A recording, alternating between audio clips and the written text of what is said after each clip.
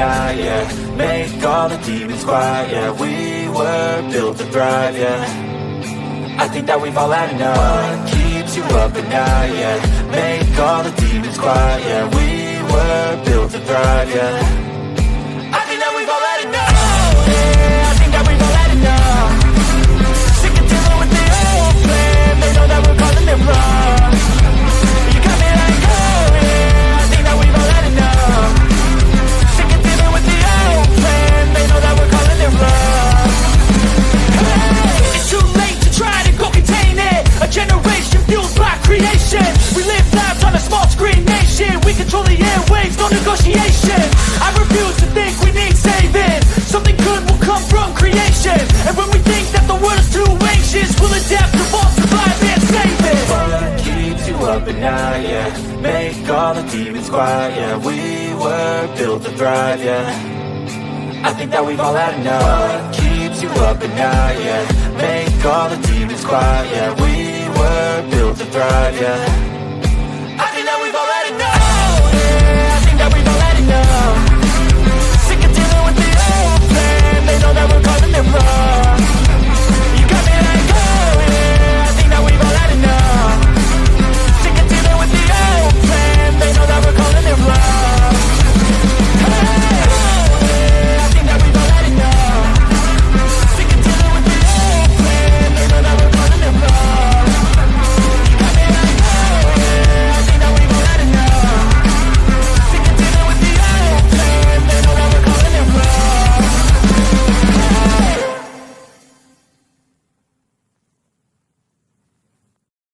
Oh, look at me. I'm retarded. I'm a globe.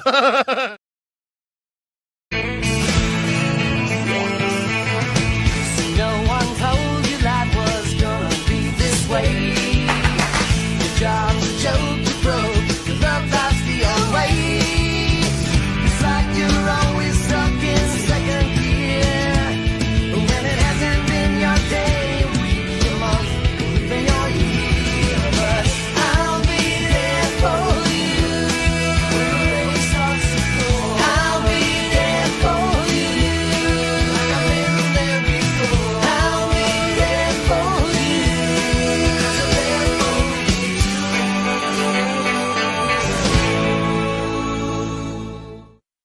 The whole system is designed to disconnect you from your intuition. Why? Disconnected people are easy to manipulate. Everything from sunscreen to politics to the food industry. It's all designed to disconnect and manipulate you.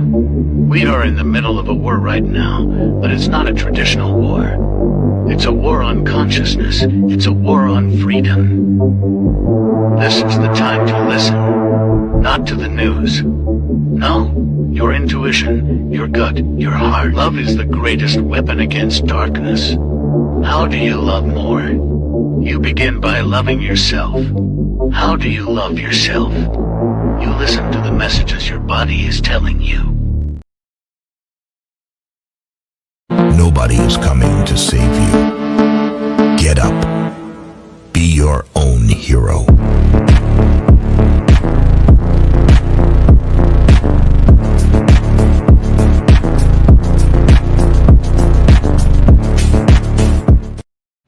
Slaves used to work all day, every day, with no pay. But they got free food, water, and shelter. Today, we work all day, nearly every day, and we get paid. But the money we make, we spend on food, water, and shelter. We're still slaves. The only thing that has changed is the illusion of freedom. I'm scared, Dad. Do you trust me, son? Yes. Come on, son. Rule number 1, never trust anybody. Stop! Don't touch me there. This is my no-no square. Stop! Don't touch me there. This is my no-no square.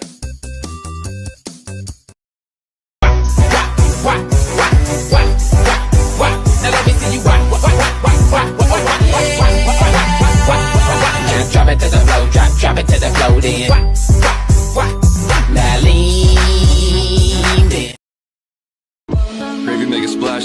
pimpin'. Shit, that's nothing. Splash. Everybody call me Big Pimpin'. No, I ain't bluffing. I'm with your mom in the kitchen, making blueberry muffins. Taste the biscuit. Taste the goodness of the biscuit. Taste the honey sauce. Taste the goodness of the biscuit with the honey sauce.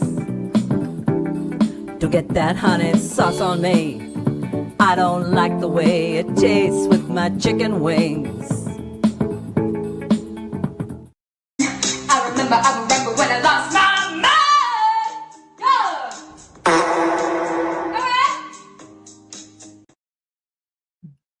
All right, good evening, ladies and gentlemen. Welcome to Sovereign Soul Unchained Mind, coming to you from the backside of the moon. That's right, we made it up here.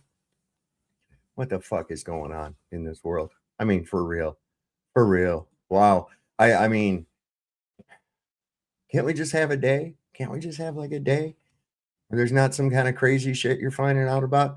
Look at all these people that have come here to join us this evening. All the cool kids are here tonight. We got Eldon Beans here.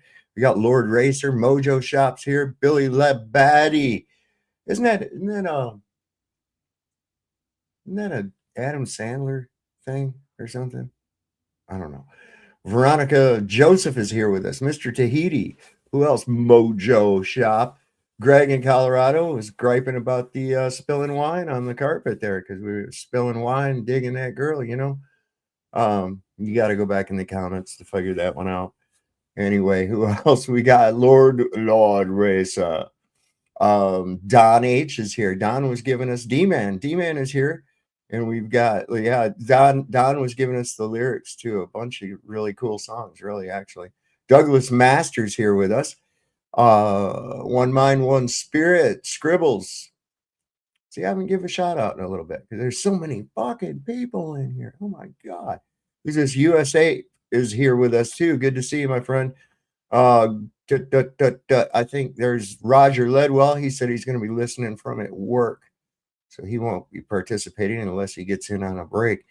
Lord Almighty, I got up early this morning and we had to, I think the heaviest part of that job's behind us. We had to set these 6x6 posts, get them things plumb, and then had to put a doubled up LVL beam.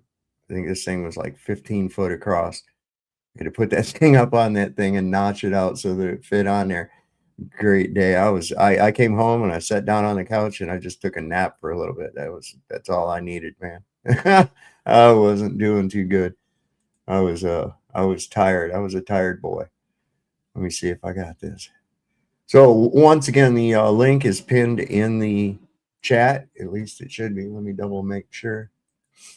Yep, there it is. And over on the Rumble side as well, there's 9 people. I don't see anybody in the chat, so they're probably watching it on their televisions. That would be my guess. Yeah, that's probably what happened. So a lot of things have happened since we were last on. We didn't know that our Cheeto pedophile in chief, he'd actually been physically removed out of the room from where these people are making their plans and working on ops, because he gets all emotional. And he wanted to when that pilot got shot down, and after all those that botched rescue, whatever the hell it was that we're being told, where we lost a bunch of aircraft and some soldiers, to get a soldier that was behind enemy lines and went 100 miles somehow. I don't know. Yeah, it just hurts my brain trying to keep up with what the fuck is going on. Is the thing open or is it closed? Does anybody know? At this point in time, does anybody fucking know? Is the strait open or closed? Does it matter? I guess we're engaged in the acts of piracy now on the high seas, and I guess China's not real tickled about that either. The Earth is still not a globe, and we've actually got some proof of that. You see, it's so silly. This is the whole thing. how you can get people conditioned to a point that they believe something mainly because an authoritative source told them so. It was good enough. Just no common sense thinking on it at all. Just because, well, that's what they said in school, and why would they lie? This is their two biggest things. And what about all these scientists? They'd have to be in on it. And, come on, man. Scientists. What scientists? The people that are actually pulling this shit off aren't really doing it. There's no possible way. We already know that. I don't know, man. It just blows me away. I mean, we were all victims of that as well. Teacher said, and it's like, well, fuck what teacher said. How did teacher know? Right? I was always that kid that says, how the fuck does teacher know? Well, they went to college. Well, that doesn't mean anything to me. Well, how do I know the people in the college are actually, just blind faith. Blind faith will get you killed, man. That's for real. The earth is still not a globe. Regardless of whether the strait is open or closed, or whether you get oil, or whether it's $8 a gallon for gas, or whatever the fuck, it's still closed. Tim says, oh, time to think, sheeple. I'm just going to call you Tim for short. They call me Tim. Still closed, still flat. The government is still retarded. Retarded? It's a fucking clown show. Think about it. They're calling now because of Hegseth Kegsbreath is a fucking drunk. And Kash Patel, he's been on these benders where they actually had to break into his office and they couldn't wake him up. He was passed out drunk. And he goes off. Nobody can find him. They don't know if he's going to come in one day to the next. So they're calling it Trump's liquor cabinet. I thought that was kind of cool. But anyway, let's watch this thing for a minute.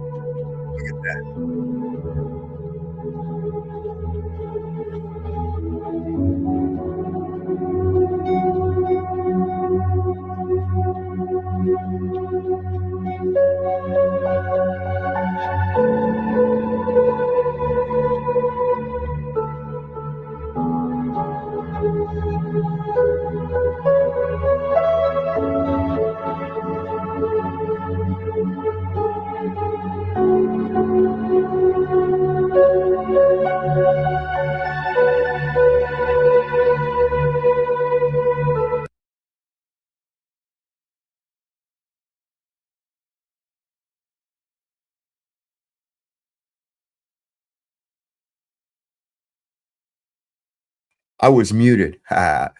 So think about this, 420, right? 420,000 feet, 420. That's a sign right there. Happy 420 to all of you out there that know what that significance of that date actually is. And those of you that don't, go ahead and ask. I'll show you. Thank you, Wendy. I discovered that. I don't have nobody up here on the panel to remind me of shit. It's all right. We'll be good.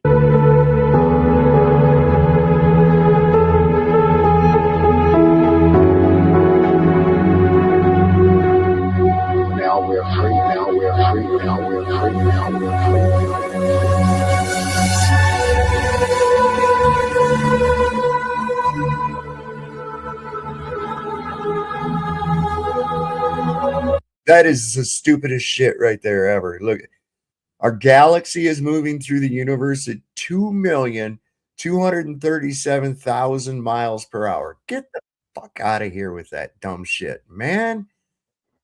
Golly, hey, True Few, what's happening, bro? What up, man? How you doing? I'm finer than frog hair split three ways, my man. It's always good to hear. Yeah, it's 420, man. Right? Hell yeah.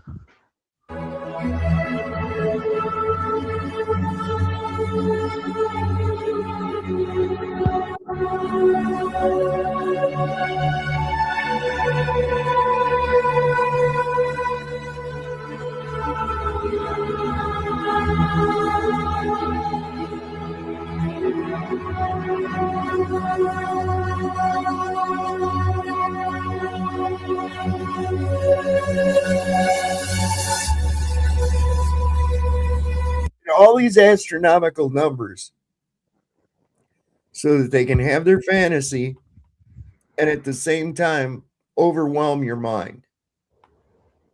There's no way anybody can fathom those speeds whatsoever. Not even close. And they're all derived from a conclusion. Everything that they figured this out is derived from assumed conclusion. Yep. Just like their distance to the sun, all this other fucking shit.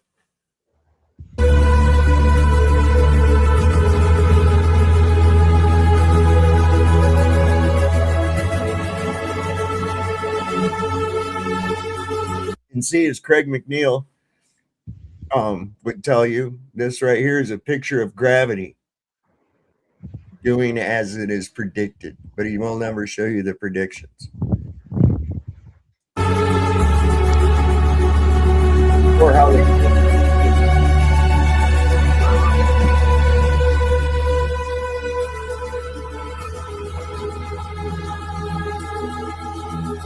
How can you claim that as a prediction when we've never seen it any other way? Exactly. It's supposed to. I don't know what the fuck they think this thing is about. It's about finding the mechanisms behind natural phenomena. Okay, that's what science is. Okay, and exploring that. And these fucking people think it's about predicting shit. It's not about. That's astrology, man. That's what you people just look at the stars and make up stories like they did, 100,000 years ago. Oh, there, look at that one. Looks like an antelope, so therefore it's an antelope or whatever the fuck, right? Yeah. It does interest me a lot that they're always depicted as sentient, all the celestial bodies. Yeah, there's something to that. Yep. Look, this is the whole thing. People don't realize. And I see these fucking posts on social media and all over the place.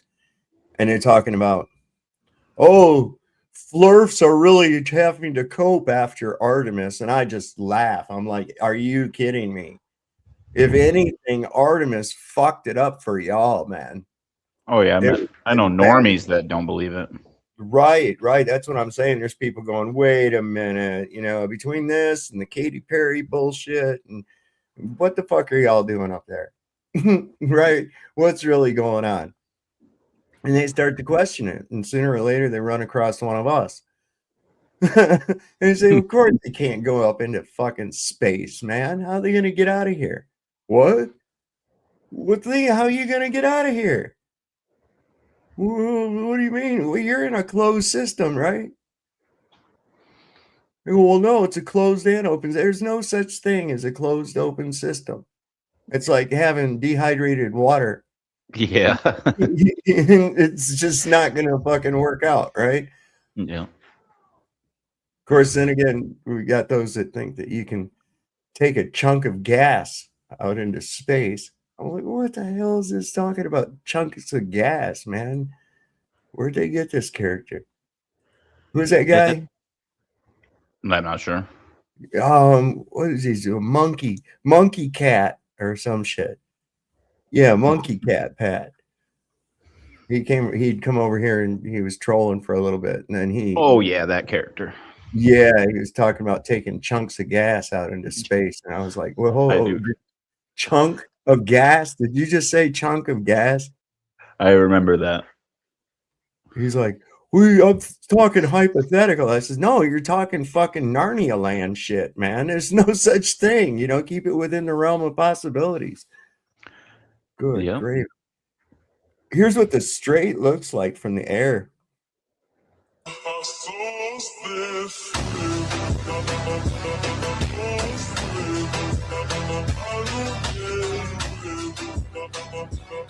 What they all ought to do is pull their ships all close together since it's 420 and have like one big, huge, like flotilla smoke down. You know what I'm saying? Hell yeah. That would be so cool. Now we're attacking. We attacked a ship, and then let me see. I got a thing on here. China's response to that. Here it is. This is China ain't fucking around either, man. This old man doesn't watch his ass, man. He better watch his ass. Some shit might change real rapidly. Said Trump said we won't end the blockade at the Strait of Hormuz and seize ships violating rules. China took the seizure of the Iranian ship very seriously. China said, we have taken a note of the U.S.'s unlawful interception of a civilian cargo ship traveling from China to Iran. Let's be absolutely clear. The U.S. may do many things on the world stage, but attacking, detaining, or harassing ships traveling from China or returning to China will not be taken in goodwill by us. Such actions will be regarded as a direct attack on China's sovereignty, its trade, and its core interest. This is the last warning for the United States. Do not miscalculate. Do not play with fire. China will take all the necessary measures to safeguard its legitimate rights and interests. The U.S. will bear full responsibility for any consequences arising from further provocations. So he's like, I'm going to take your ships. And they go, you better fucking not, man. And I guess they're already sending ships, Navy ships. I think they already have some in the area anyways. Yeah, I'm sure they're just all getting ready. Be on standby in case, the next happens. I'm sure they'll freaking start backing them up. Yeah. Because are we gonna stop? Are we really gonna stop any like Chinese naval ships that are gonna go into the strait? I highly doubt it. I bet they're just gonna let them roll in. Look, it's becoming more and more apparent that he's doing this shit. Okay, this flip-flop crap to manipulate the market, because there's a bunch of shit there's been stocks like sold out and bought and shit, like spikes in the market, like right before he makes one of these fucking announcements. No doubt. So, yeah, they're making a killing off playing a game, and I think it's that little smarmy son of his, Barron. That motherfucker's too quiet, man. He's too fucking quiet. I don't trust a quiet motherfucker like that. Yeah, they're usually the smart ones. They're usually the ones that are pulling some shit. That's usually how that goes. And, everybody's eyes are on Trump. Everybody's eyes are on this, that, and the other. And that motherfucker's sitting back there. A lot of people didn't know one of his, or at least one of his, oil tankers full of his oil, Barron, is locked up in the strait right now. So, yeah, he ain't just some fucking kid. He's got a lot of money. He was, Barron like his mom. Oh, Ivanka's Barron. Oh, could Ivanka be Barron's real mom? Think about that. There's some shit out there in these files about Trump having slept with his own daughter. And listen, these people are freaks. It don't matter what party they belong in. All of these motherfuckers are freaks. Look at these guys that have had to resign. You've got Eric Swalwell, right? He resigned and he dropped out of the gubernatorial race in California. There's the other guy, what's his name? Gonzalez. His affair with this married woman came out and she set herself on fire. I mean, they have a slush fund. Okay. They have a slush fund for their like sex crimes. This is no kidding. And they put it on a vote on the floor to get rid of that slush fund, and they voted that down. No, we got to keep that. I'm not shitting, man. Dude. It's crazy shit. Yeah, there you go. They all belong to the Diddy party. That's about it. But that's the shit. That's the shit. This guy, he's running against Randy Fine for Congress in Florida. You know who Randy Fine is, right? No, not that one. Little vehement, crooked ass Zionist fat pig. Remember, I showed that one night that clip of that dude. He was over there and he voted at the other couple podiums. He went over there and looked around to see if anybody was looking, and went over and hit their votes. They weren't even there. Oh yeah. That's him. They got video of him hiding from a subpoena in his office. You can see him through the window, fucking hide down behind his desk and shit. He's a smarmy little fat Jew cocksucker. I can't stand him. That's, I think, a big source of the frustration is that we're not even getting performative arrests. We're getting nothing. And Americans are pissed. We don't want to see children being raped. We don't want to see children being killed. I mean, that was something that 10 years ago we all could agree on. And now I just feel like we live in this crazy world where, men are women and women are men. And, it's okay for a man to beat up a woman in a boxing match now. And it's okay for drag queens to read to 9-year-olds in schools. And, rape is not being punished, and pedophilia is, somehow trying to be normalized. Like, I just feel like our world is flipped upside down. And I look at where this is coming from, and it's coming from the media, and I don't like it. And you can't say anything about it. Well, I mean, you can, but they start deplatforming you. They start demonetizing you. They accuse you of anti-Semitism. And I'm just tired of all that shit. Like, I want it to end. I want there to be Epstein arrests. I want full transparency. I want the government to be operating in the best interest of the citizens and not taking advantage of the citizens. And right now, I feel like all the government employees are getting in there with the idea of, what can I get from this, and how can I help my donors, and how can I get reelected, not what can I do for the country. And that's really the crux of the issue. And so, yeah, I want Epstein arrests. I want people fucking hung from the gallows. I mean, I'm tired of it. I think everybody is, man. It's like I said, can we just have like one day? Just one day. And here's some shit. You remember we called it out right off the bat that Charlie Kirk shit that was like, fuck, no way that this Tyler Robinson dude did this, right? Well, apparently Candace Owens had a conversation with the kid's grandma or grandfather, the guy whose 30-06 it was supposedly was used. Remember that was the story? Yeah. Well, she talked to the grandfather.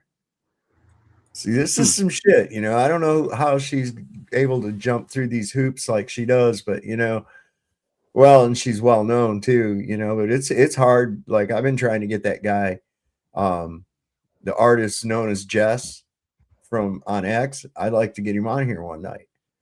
And I've tried to get a hold of him and I haven't heard nothing yet. So I don't know. Maybe Candace's recording studio is in the same building as like FBI. Is it really? Yeah. Wow. In Washington? I can't remember exactly where it is. Somebody in chat can look it up. It's Quantico is where that would be. Oh, that's CIA anyway. There's an FBI. I've been to the FBI building in DC before. I was on a field trip. It doesn't necessarily mean anything for sure, but it's pretty close. Why you operate in the same building.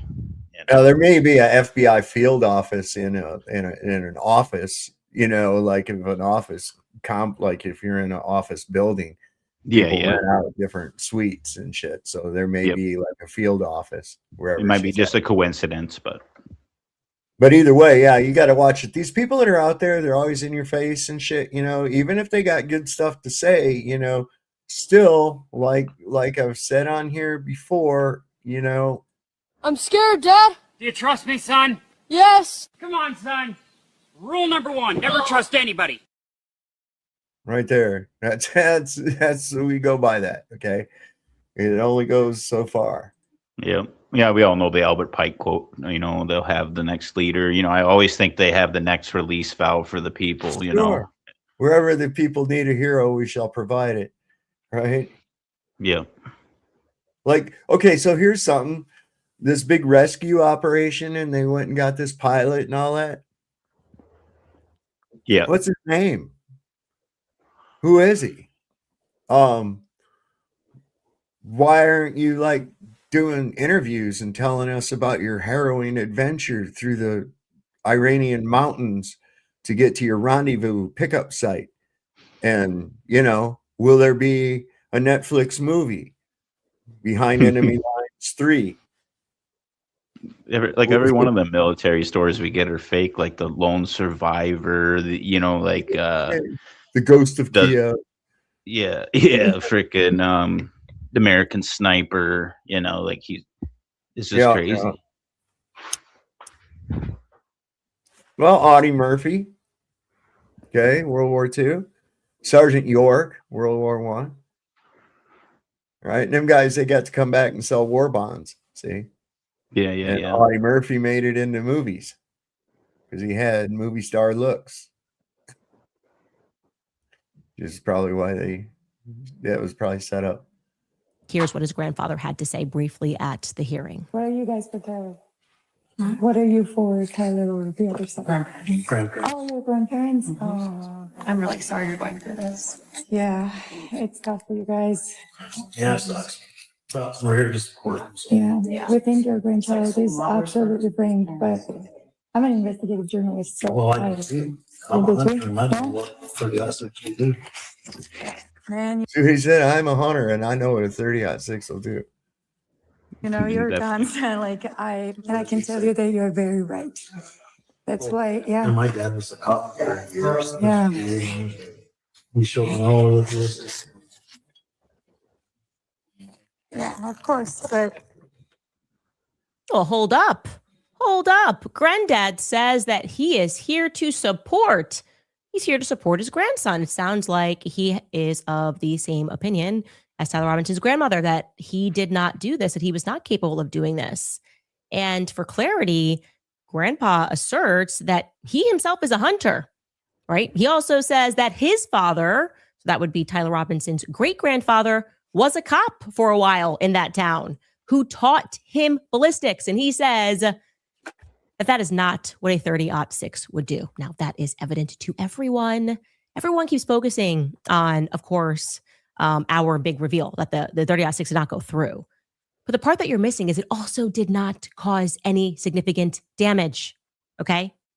They had tried to, early on, people that were in the hospital, making phone calls to various people and saying that Charlie's, that basically he almost had no neck left. That was untrue. Those early phone calls that went out to various people, who I will not name because obviously I was in communication with many people that day, and we spoke on the phone. We were the ones that got phone calls from the hospital. Initially, they were telling people that Charlie basically had no neck left. That was a huge lie. Outside of the wound, Charlie was in very good shape. And yes, Granddad, that is not what a 30-06 would do. Nope. I mean, that's already this right here. Okay, that's a 308. That's a Winchester 308. Diameter wise of the bullet, this copper part up here, that's the same. Okay, but the cartridge would be longer, a bit longer. And that's, the velocity of that thing going into somebody's neck, it's going to tear out anything that's there as any kind of an obstacle. I mean, this shit will go through a wall. It's not going to, I'm serious, man. Ain't nobody going to be just going to have to. It'll have to decapitate somebody, hitting somebody in the neck. You would definitely see the material. Not see, because everything came from right here and came up out of his shirt. I mean, that's evident, and came up out of his shirt. You would have definitely seen an exit. You would have definitely seen an exit because it would have removed tissue. Yeah, his spine literally coming out the back. Yeah. So not to be so gruesome, but. Yeah, I'm not trying. Quite fake. That's what it'll do, and so many people though see the majority of the public are so brainwashed by television and movies, because I laugh every time I see these people having a shootout and these fucking bullets are making sparks. Yeah. And I'm like, what in the fucker is making the spark? Copper doesn't spark. Lead doesn't spark. What is it that's sparking? Well, they're using incendiary pistol rounds. Yeah, That's what they. You see them hit the back of a car, and there's little puffs of fire. Like little. It's like Yeah. no, that's not going to happen. But Candace does push that Charlie, is no longer with us. I know. Well, he may not be. He may not be. Now, whatever happened from the time they put him in that van and they left with him could be anybody's guess. Now, just like throwing it out there, kind of a spitball theory. Okay, because you remember there was an Amazon book that came out, right? You remember that? And there were excerpts of it? Like from the day before? Yeah.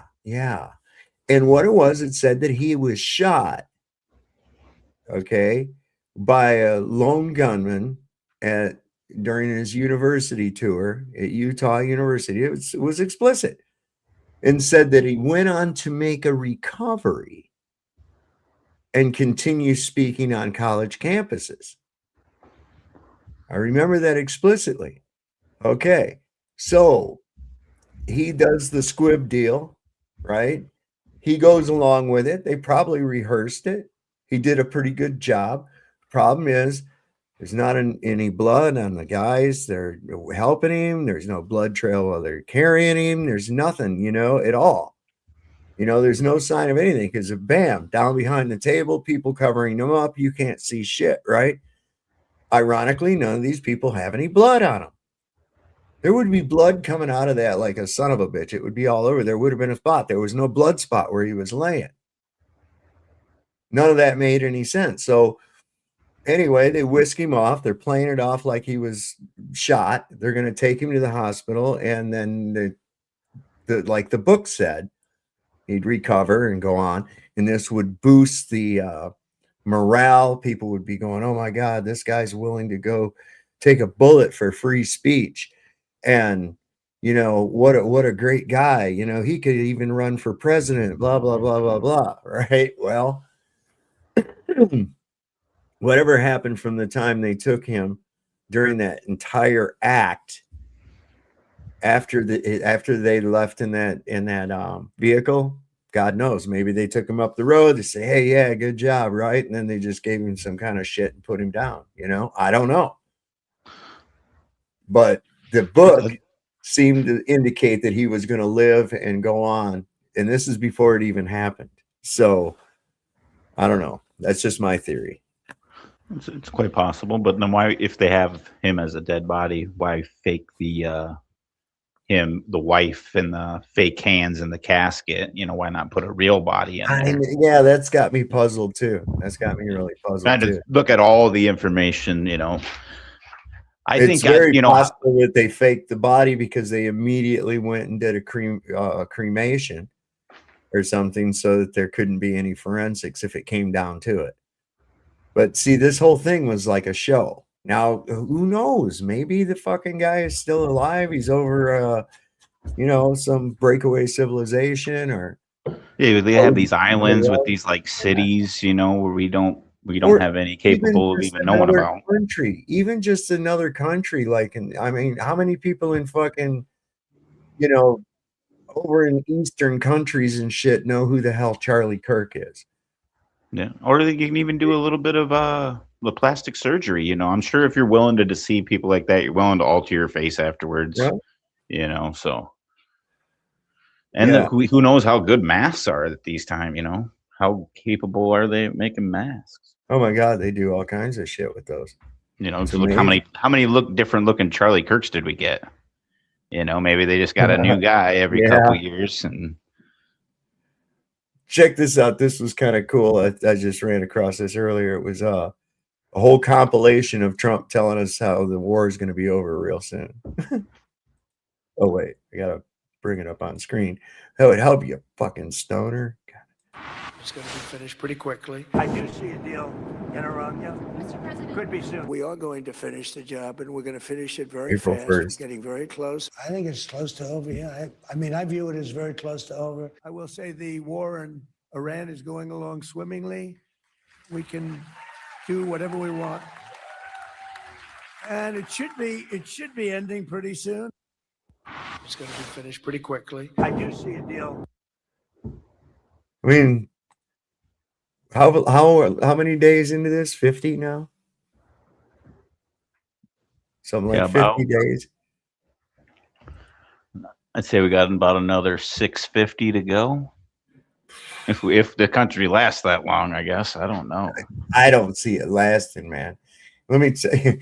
And it's like we keep seeing this dumb shit about the gerrymandering, and they want to vote. There's a vote here tomorrow, and it's stop the Democrats from trying to take over Virginia. Stop the oh no, we can't let the Republicans remain with a foothold and this, that, and the other. I'm like, oh my God, these people, shut the fuck up about it, man.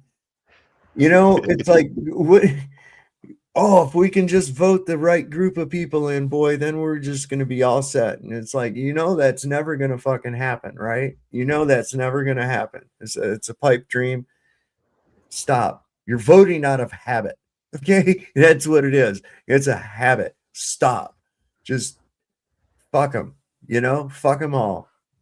Yeah, we just gotta let it take its course and just fall, and that's all we can do. Let this fucking thing burn. Jesus Christ, man, let it die. Like trying to prop up a fucking horse that can't go no further. Hey babe, what do you want to drink? What do we have? I don't know. I'll go check the liquor cabinet.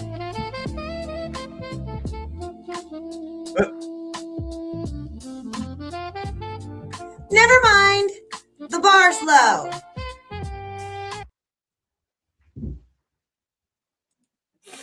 That's what they're being called, the liquor cabinet. Trump's liquor cabinet. Well, I see Cash doesn't drink, apparently. He's suing the Atlantic. The fuck? $250 million. Fuck that. They had to bust into his he don't drink. What was he chugging there with all them hockey players at the Olympics? That was Bush NA. Huh? It was Bush NA, apparently. I don't know. That's the I don't know. Come on, man. Come on, Cash. The first step is admitting you have a problem, man. I'll help you, brother. Have you seen this photo? Look at this. Oh, boy. This is a very recent photo. And first of all, I'm sorry for making you look at it. I know it's awful. But there's something I really want you to notice here. We have so many incredible nurses and speech pathologists on here who have done such a good job of explaining his worsening dementia symptoms, the slurred speech, the confabulation, losing his swallowing reflex, doesn't know where he is, he can't answer questions. We know all this, right? But this photo shows something that hasn't been discussed yet, and it's his eyes. Really look at his eyes. They've always been obviously the soulless and empty eyes of a malignant narcissist, but this is different. This is called the dementia stare, also known as glassy eyes or vacant eyes. It's basically when the dementia patient starts staring through things instead of at things. And it's not because there's something wrong with their eyes. Typically, their eyes are totally fine. There's nothing wrong with them. It's that the brain itself is deteriorating. And what's happening is that the dementia is affecting the cognitive processing center of the brain, as well as the visual perception. So basically, you're still seeing things. It's just that your brain isn't able to process what you're seeing in the same way anymore. The key signs to look for here are lack of focus, which he has, a reduced expression, which he has, and emotional detachment. Remember this moment? That wasn't him just being a psychopath. That was him struggling to process reality, struggling to process what was happening. The messages were not getting to his brain fast enough to remind him to act like a human, which, by the way, he's not and has never been. But the key word here is act. He no longer can act. This vacant stare is a late stage dementia symptom, you guys. Do you know what happens after late stage? The final stage. Why do people always smile so big when they say that? I wouldn't want Donald touching me if I'm having a heart attack, though. Oh, I know. Yeah. Like I wouldn't know shit. See, that should have been like a big thing, and that would be it. But I had almost forgot about that shit, about that guy falling over. Whatever happened with that? Did the guy die or, Yeah, I don't know. We get so much every day. It's fucking hard to keep track. I That's know. just some guy dying in the Oval Office is just minor, and we forgot. Here you go. Trump says he's still getting calls from the world leaders to tell him what a great job he's doing and how much they respect him. You got the little toy phone there. It's fucking hilarious. But yeah, he's not doing very good. He's I mean, I look and people that I know around here, and I see him around. I look him in the eye, I'll see him and catch him, and I don't say nothing, but you can see that they're like really disappointed. They're really disappointed, and a lot of them know because I'm quite vocal. I'm like, look, man, this guy ain't gonna be no better than anybody else you watch. You're gonna have problems. It's gonna be make Israel great again. As soon as he gets in, bam, wham, what happened? Here we are. And so these people are like, they kind of give you a look like, you were right. And I'm like, I'm not even saying nothing, you had to figure it out for yourself, but now you know. Yeah. I haven't seen a MAGA hat in forever. Like for a long time. No, it's toxic. People don't. Yeah. Oh, here's this. This is this guy again, Dan Bilzerian. He's running. He just announced his candidacy the other day. That was introduced to the U.S. as propaganda, and so they've kind of like hitched their wagon to Christianity for appearance's sake, but they don't actually believe that, and they've been constantly trying to pit us against Muslims, telling us that Muslims are the problem. They attack Muslims all the time. But this double standard of if you say anything about Judaism, you're an anti-Semite, this, that, and the other, which I find hypocritical because the Palestinians are the actual Semites. Semite is an Arab. Semite is somebody from that land. And most of the people that are in Israel are Eastern European Ashkenazi Jews that have absolutely no lineage whatsoever to that region. They have like blonde hair and blue eyes. And that's why they all changed their names, because they had Polish last names. They wanted to sound like they were more from that region. You've got Milanowski, and he changed his name to Netanyahu. Right. Netanyahu. I'm tired today. I've been just doing interview after interview. It's tough. I didn't realize how much welcome to campaigning. Yeah, welcome to campaigning. I mean, I agree with you on a lot of that. I'm a critic of many religions, and so and Judaism is not any exception to that. Just because it is Judaism, which is what they try to tell us, is like you're not allowed to criticize this particular religion, but you can criticize any other one. I think that's bullshit. I criticize it plenty. And I think one of the biggest criticisms I have of it is the chosen narrative. And even if they say, well, it's not meant to be that, it's interpreted wrong. It's like, well, it doesn't matter what it was meant to be. The fact is it's being interpreted incorrectly, and it's being interpreted incorrectly in mass. And it is a supremacy ideology that any other group, we would try to eradicate that thinking out of. I mean, that's what we were doing with the Germans after World War II for a long time, still try to do.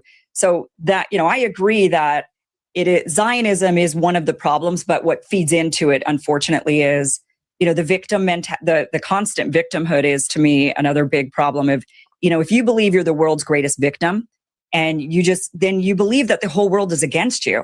And eventually you're going to go after every single group in the world. Like right now it's the Palestinians, and then it's the Iranians, but now we see it might be the Turks soon enough. And then ultimately Christianity has actually been the biggest enemy to Judaism, to Jews, I mean, for a much longer period of time. If you look at the historical persecution of Jews, Christians, if they're going to be pinning a group, it would be Christians who've done more than any other group against Jews, right? So Christians would be the natural. That's how they frame it. They frame it that they've been persecuted, and that's how they're trying to frame the current situation as well. And I think that when you see them lie about these things, you have to then go back and start questioning how they've been presenting history to you in the past, because every Jewish narrative that I've heard recently is how October 7th, we were persecuted. They're trying to genocide. Yep. And they found out that whole thing, October 7th, was set up, and they used the, what do they call that? The Hannibal directive. And it was IDF.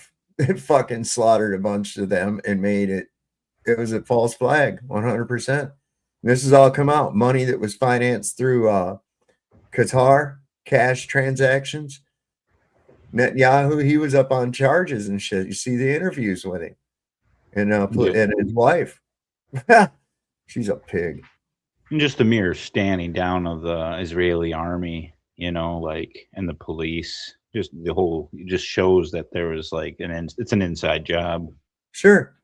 Yeah. What was it? Hours of no response. Yeah. And it's like, isn't everybody a member of the IDF? Or, you know, or some kind of shit like that, you know, kind of like how Switzerland is. Yeah, supposedly. But isn't it like 65% women? You know, or something like that? I don't know. I might be way over on the but I know it's like most. They got a lot of women in their military, but that's, you know, that's easy duty when you're shooting unarmed women and children, you know. Yeah. Easy to do. You got to be think about a woman that would so easily kill a kid. Think about the mentality of that. That's women. I can't see women having that in them to do that. You know what I'm saying? They're naturally nurturing toward the young, you know, right away. I don't know. It's weird. I guess, but if you're brought up in a culture where you don't, you know, you think people that are not of your race or, you know, just mere animals, you know, if you really believe that, is it really that hard for them to do it? I don't know, man. You got to really have some sick fucking mind.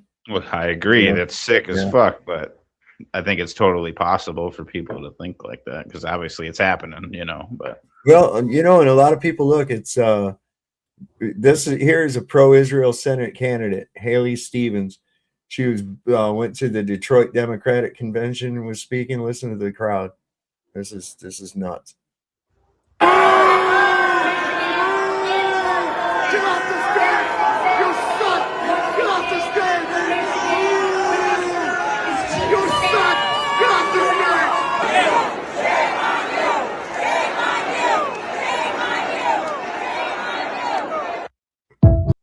Wow. Would you consider withdrawing your candidacy? I think I would. Yep. Especially if that happens like everywhere you go. Like it's starting to happen to Trump if he goes places, he's getting booed and shit. It's not going well. I know the attendance at that last TPUSA event was terrible. They couldn't even fill like a quarter of a 10,000 seat stadium or something like that. All I know, and a big chunk of those people that you did see there were staff. Yeah. Woo! So that's why Erica didn't show up. It was embarrassment. It wasn't there wasn't no death threats or nothing on her. There you go. Jump on being a victim. Being a victim. Gotta do that. It's chic to be a victim. Even that fucking asshole Craig, he tried to act like a victim. Oh, he was wanting to have violence on me and shit. And I was like, what the fuck are you talking about? It's like that old joke, you know, hey, you want to get rid of 10 pounds of ugly fat? Yeah, cut off your head. Right? Am I actually saying, hey, somebody go cut that fucking guy's head off? No. I thought it was funny. What a dumb shit fuck, man. I swear to God. That guy. Him and that Toon character, both.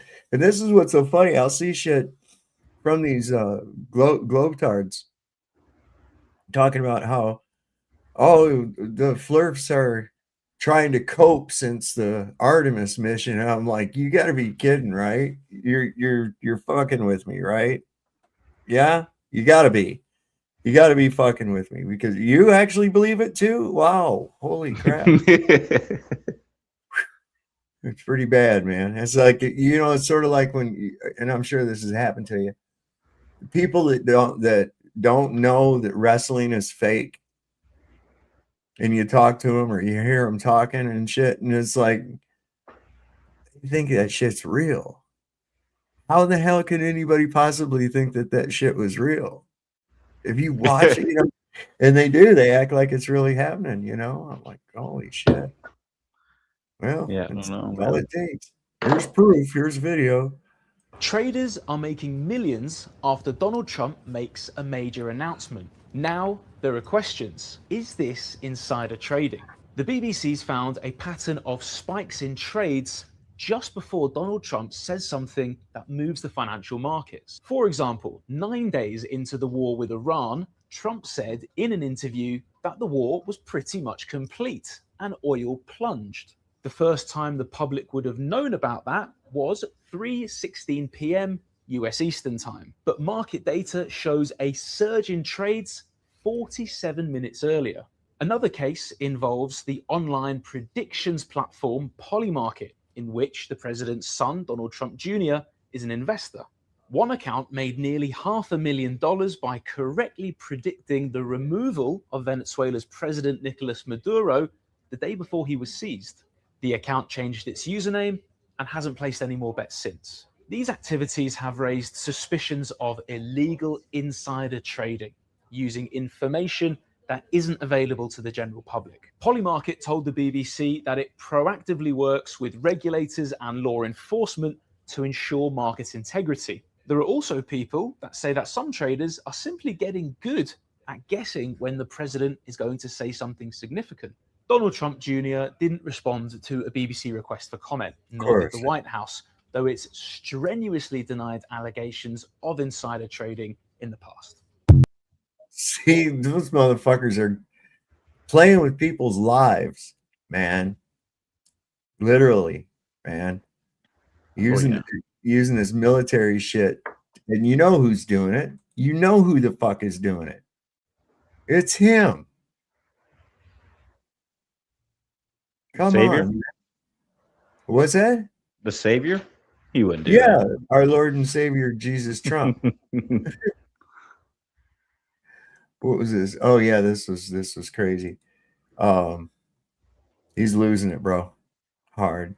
So Trump has been crashing out about Iran all day on Truth Social, so let's talk a little bit about it. He started off this morning by saying that Israel didn't talk him into the war with Iran. It was the results of October 7th that told him that Iran can never have a nuclear weapon, which is weird because they didn't have a nuclear weapon at the time. And also the next year, he said that he completely destroyed their nuclear capability. And then now he's saying that they have a nuclear weapon again. He also in that post will say that 2020 was rigged. Then in his next post, which was an hour ago, he says that he's going to make a much better deal than the Joint Comprehensive Plan of Action, also known as the Iran nuclear deal, which, of course, as you know, had international oversight so that Iran could never produce a nuclear weapon, which is something that he withdrew us from for absolutely no reason. In that one, he will also claim that they emptied every bank in the DMV from all of their cash and then just sent it over to Iran for absolutely no reason. He will also, in that same post, say that Iran poses a direct imminent threat to Israel, the Middle East, Europe, and the United States. They do not have any missiles that could reach the United States. Then in his next post, he will claim that every single Democrat, that's probably you, is a traitor, and every single one of them is doing whatever they can to hurt the strong position that he has in Iran.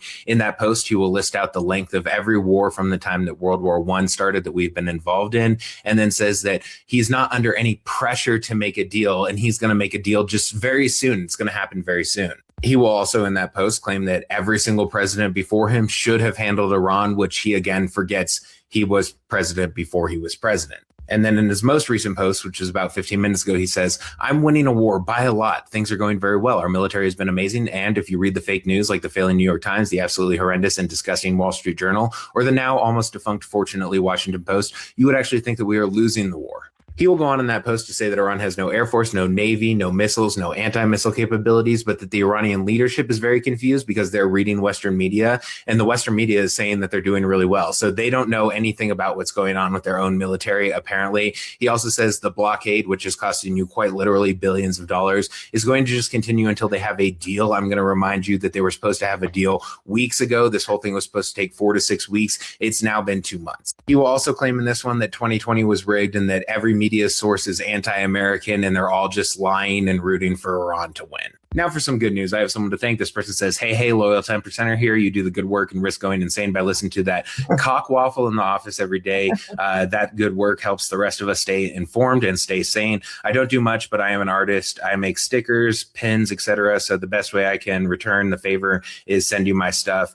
Enjoy and keep up the fight from It looks like it says THWWIP. Let me show you some of the stuff they sent me. So first off, they sent me this Fuck Ice Skeletor shirt. It's pretty sick. They also sent me this Fuck Ice He-Man sticker. They sent a bunch of stickers, including this one, which is the snake wearing a Magnum pins. This one, their own bodies. Really, and because Trump hasn't been for that Turning Point USA thing, he's talking today. She talks like fuck again because, again, the press secretary, some other pin because obviously we need to have women have their rights to their own body, which they don't currently have in every state, which is sick. They also sent me some other pins and stickers. Really kind of you. I appreciate that. 10%ers, I have no idea when anyone's going to talk again because, again, the press secretary is supposed to talk every single day. She talks like once every 2 weeks. Donald Trump hasn't been talking for a very long time, except for that CPAC thing he did or that Turning Point USA thing he did, which I tried to listen to some of it, but it was just the same points repeated again. There was quite literally nothing new added, except for him, of course, saying that he's now ended 10 wars.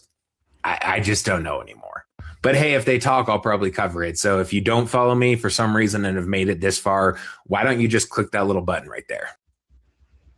Like, why does the fucking grown-ass man have to fucking paint his fucking fingernail? You know, I was wondering that exact same thing. Come on. You know, like, you got good information, and then you go and ruin it like that. Yeah, that's what I was thinking too, man. That's what I was thinking too. Yeah, even the Iranian Navy said, no, we don't, because the ship tried to go through. He says, we go by the orders of the Ayatollah, not some idiot on Twitter. This is no shit. Listen to this. Iran fired warning shots at 2 Indian tankers that tried to illegally cross Iran's Strait of Hormuz after they read a Truth Social post from Donald Trump claiming that the strait was open for traffic. As the Indian tankers tried to cross, begging and pleading with the Iranian Navy that the strait must be open because Donald Trump said so, Iran's Navy responded with this radio call. The Strait of Hormuz is still closed. We will open it by the order of our leader, Imam Khomeini, not by the tweets of some idiot.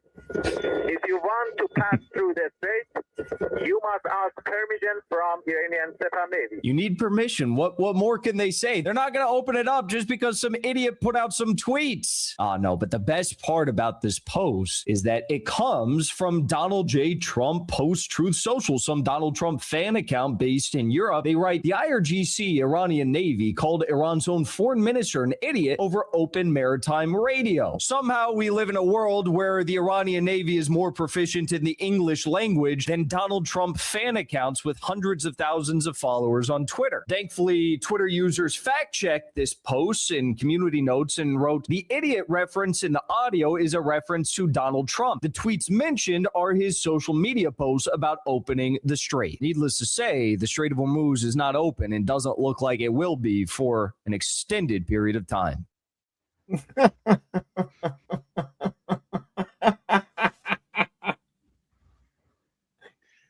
really hope that radio traffic's real. God. Yeah, it is. Gotten it from several sources. Look, this guy's got to know. He's in his own little fucking echo chamber of Truth Social over there. Okay. He doesn't know what people are actually talking about. I think he's shielded from that shit. And if he does, because he gets really angry. Anybody that goes against him or says anything about him, he's just, he goes scorched earth on him. You know, I'll get Jimmy Fallon fucking fired. You know, I'll get this guy fired. You know, why? Because he said shit about you that was funny? Come on, man. You can't laugh at yourself. Who can you laugh at, right? Very true. You know, I laugh at myself all the time, man. The president tried to nuke Iran Saturday night, but top-ranking military official in the room, Dan Kane, stopped him. I'm a physical therapist with a doctorate in my field and 14 years experience working in home health care, treating geriatric patients with dementia, like the goddamn president. Try to deal with it. And then there was a report out that they had an emergency meeting Saturday night. And apparently, well, one report coming out of that meeting at the White House is that Trump wanted to use the nuclear, so-called use the nuclear codes. And General Dan Kane stood up and said no. He invoked his privilege as the head of the military, so to speak. It was apparently quite a blow up. There are pictures of Kane coming out of that meeting with his head down to the ground.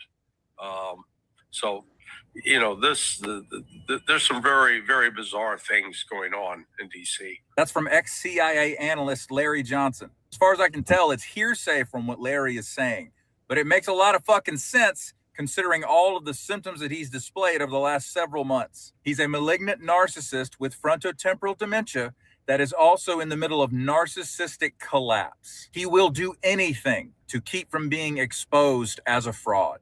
I'm just thankful there was an adult in the room in Dan Kane that said, hey, you can't fucking do that. The reason Trump has gotten this goddamn far is because there have not been enough adults who have looked him in the face and said, you're fucking crazy. No. Oh, we're within a 3-day window where I believe he either leaves the land of the living or he's impeached or they 25th Amendment his ass. They've already started the process for that.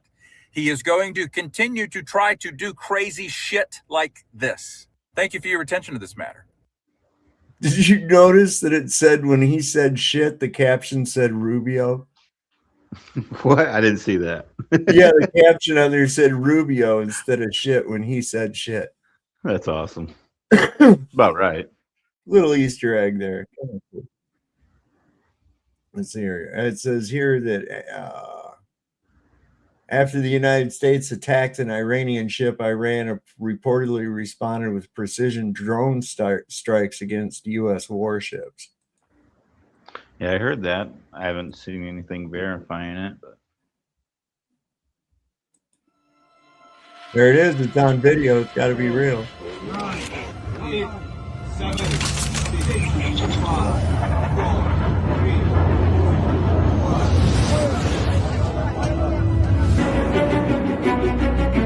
Oh, look how close.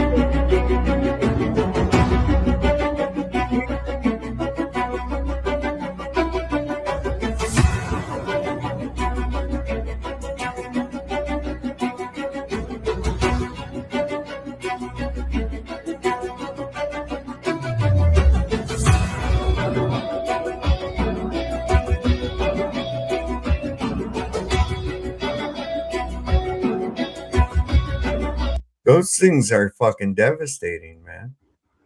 Yeah. I mean, this is not footage of the event they're saying took place. But no, yeah. Still You can see it's rather taken. impressive. You know, I mean, the firepower is just fucking phenomenal. Look at that explosion.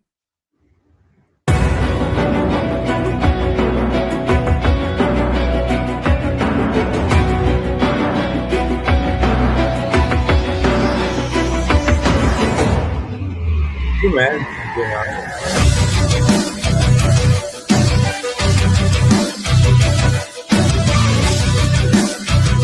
Wow.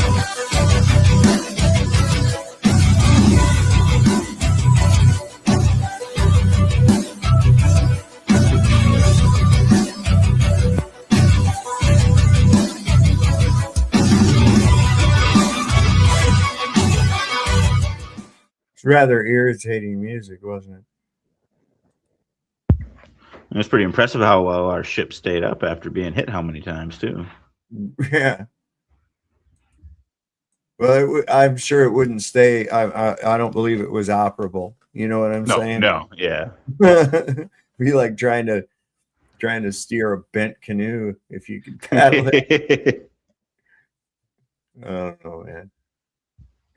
What's this one from? Oh, this looked like it would be pretty good too. We'll see what I did see some Iranians put out a tweet saying their missiles won't reach the United States, so don't believe whatever happens. Right. It's basically whatever happens, because look, they made it clear they're not against the American people. We know They know that we're about as fed up with their fucking bullshit as they are. Hence the Lego videos. Yeah, man. And they put out, I saw it was an open letter that said that they're, when they say death to America, they're talking about Zog. They're not talking about me and you. They're not talking about Deborah out here. They're not talking about David Koresh. You're not talking about Elite 333 or Godzilla or true few.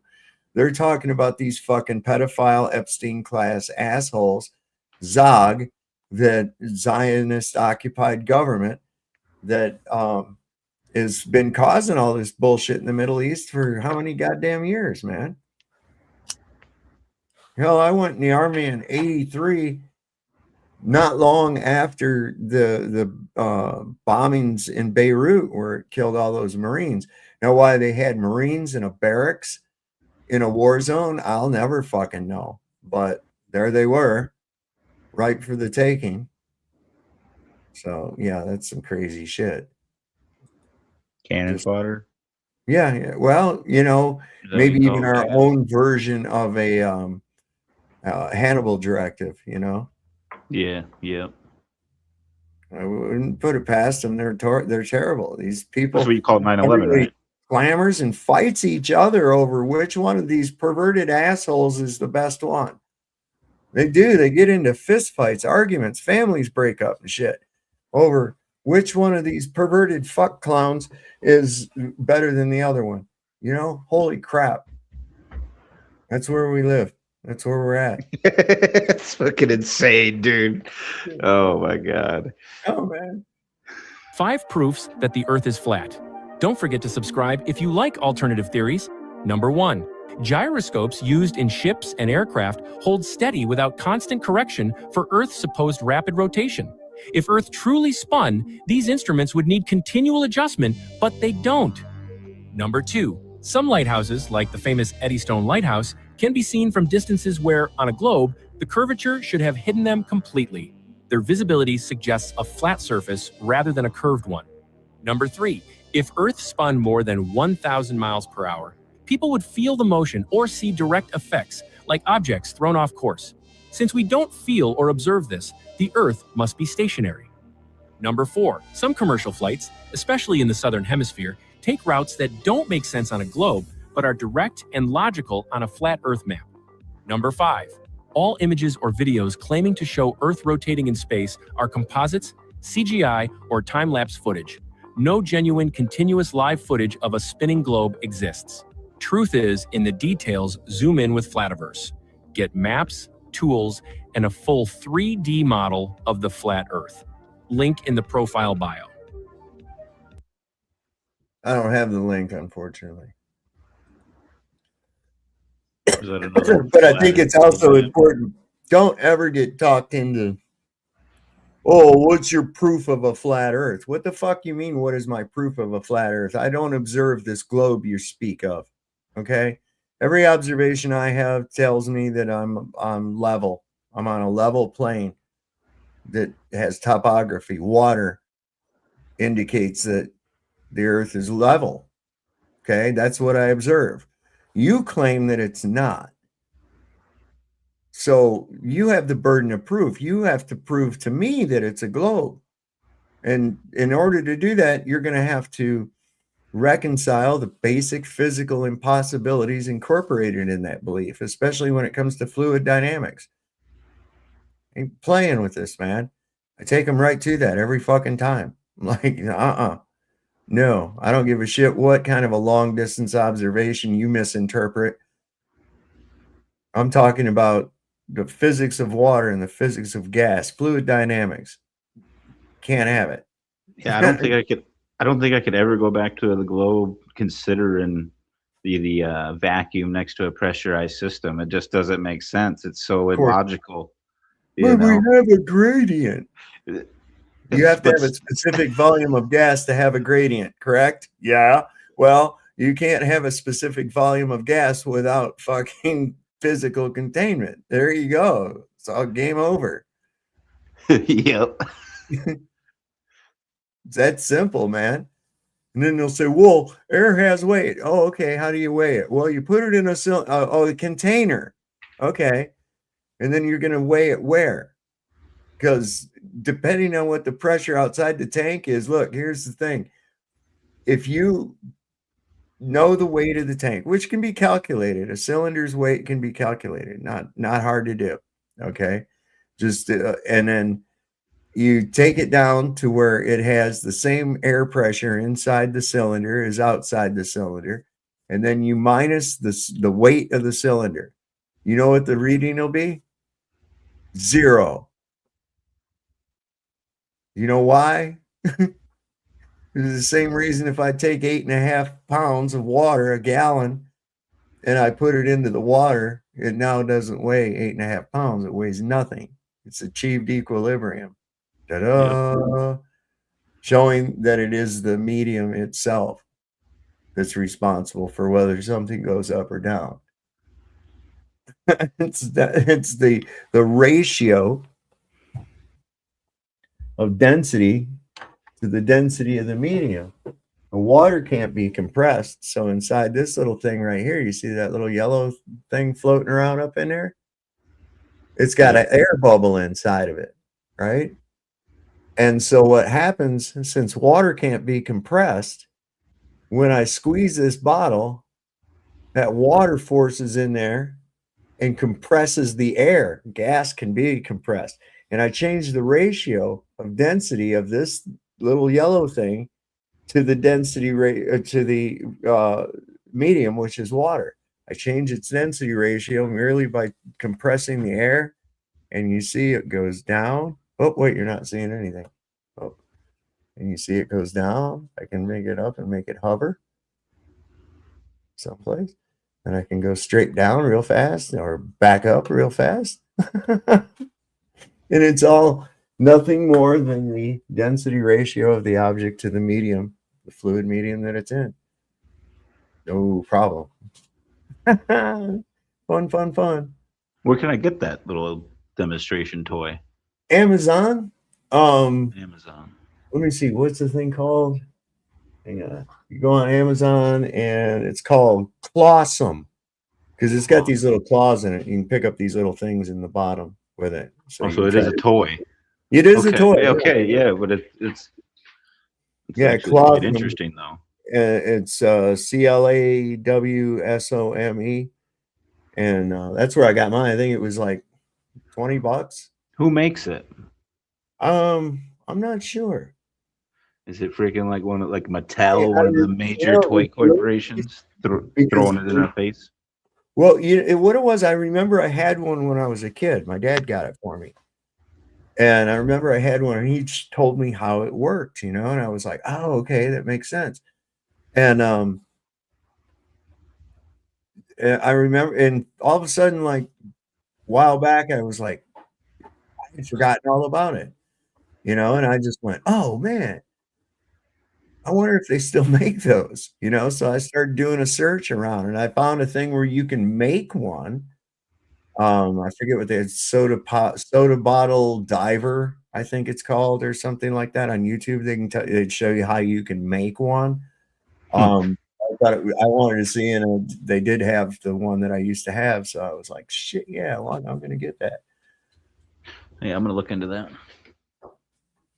Because it's funny to just be sitting here and I'm playing with the thing, trying to pick up different objects and shit off the bottom. There's like a little ship's wheel and an anchor and a treasure chest and shit like that. And when you send it down, the claws will open up, see? And then when you release the pressure, they close back. So you can get it down there and then you get the claws on it and then you release it and those things will close and pull it back up to the top. It's pretty cool. It's a fun game. This is going to be very difficult for me to talk about without swearing. What in the ever-loving mother blankety blank type of blackmailed post is this, President Trump? Why would you say this? Should we go over this whole thing just word by word by word? Let's start really quickly with great ally. They are the greatest liability the United States has and will ever have. We are trillions of dollars in debt because of this country. We literally subsidize their entire state. Think of the trillions spent in endless fake wars in the Middle East for Israel, all for the Greater Israel Project, which most Americans have no idea about. They are courageous. Is this what courage looks like, President Trump? Is this what boldness looks like, President Trump? Is this what loyalty looks like, President Trump? They have shown their true colors. I would agree with you right there, President Trump. I would agree with you. In the moment of conflict and stress, this is what they do. This is what they do, President Trump. How compromised can one be? And then he goes on to say this. Why would you need to say this, by the way? For what? What have we gotten from these people? Why would you even need to say any of this? And let's talk about October 7th really quick, President Trump. That scam that it was. How many hours of response time? When people understand that Hamas was created, funded, and orchestrated by your buddy Bibi that you tried to get pardoned, then everything will make sense. But the truth is, you wouldn't need to make this post if you were on the right side of this. This has nothing to do with nuclear weapons, and everybody knows it. I posted this on X a little bit earlier today, and I stand by it. And I don't mean all boomers, okay? I'm talking about this mentality. I'm talking about this mentality, and it's dying, and they know it. And the future generations rising up, because they have a whole bunch of different information, call all of this BS. That's why they need this fake war with Iran right now. So if they don't get this war, they're never going to get it. President Trump, you failed the American people. Wow. I don't think they care about these young generations knowing the truth, because they're not going to have any wealth or any ability to do anything anyways, you know? Like, look how hard it is now for people to just get by. Imagine another 10 years. I know. It ain't gonna, if it goes that long. I don't think it is. I think we got 2 at max before they try giving us like UBI and fucking I think it's robot gonna be before that. police.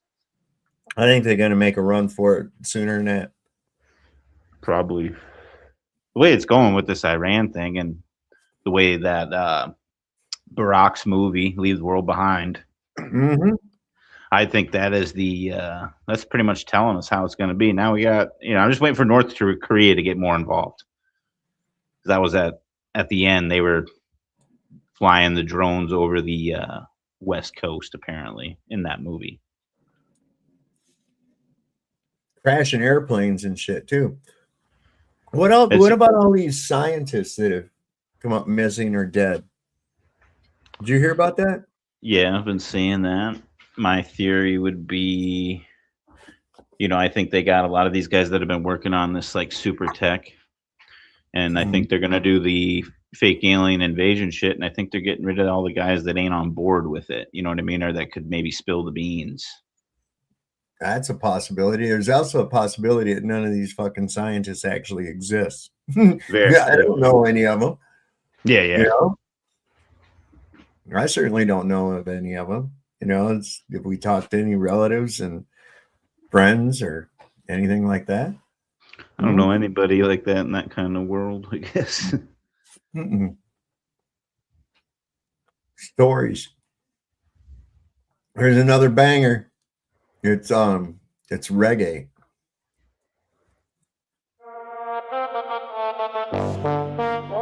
Yeah, Benito, Caballo Rojo. 4K en vivo. Bibi, Trump, el anticristo. ¡Vamos!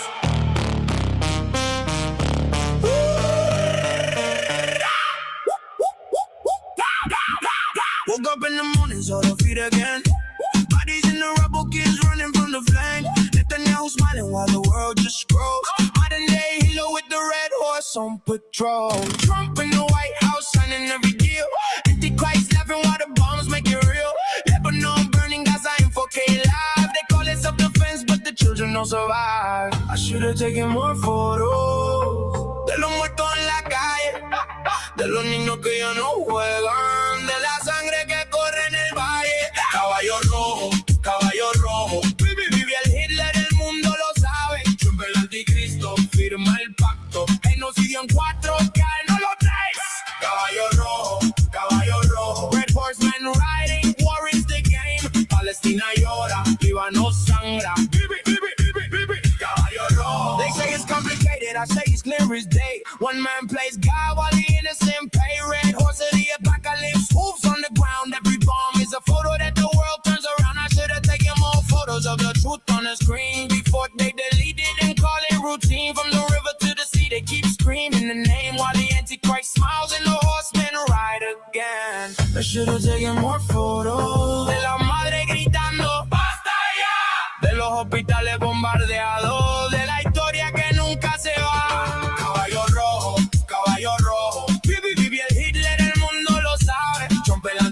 impacto, firma el pacto. Él nos siguió en 4K, no lo tapes. Caballo rojo, caballo rojo. Red horsemen riding, war is the game. Palestina llora, Líbano sangra.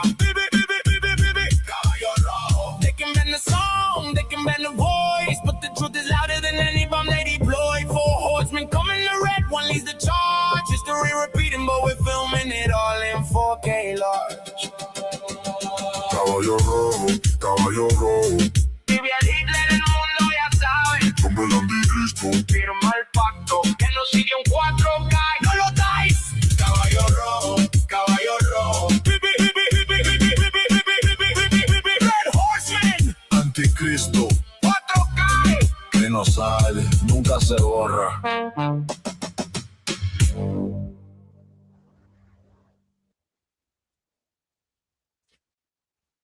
I only speak enough Spanish to kind of understand a little bit of the Spanish parts, but it's kind of crazy. It's in Spanish and in English.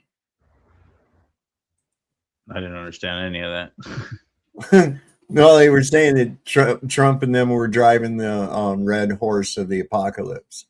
No. He was the Antichrist, basically. Well, here's some more stuff that we didn't know. Did you know that space is not real? We have known that for about 10 years now.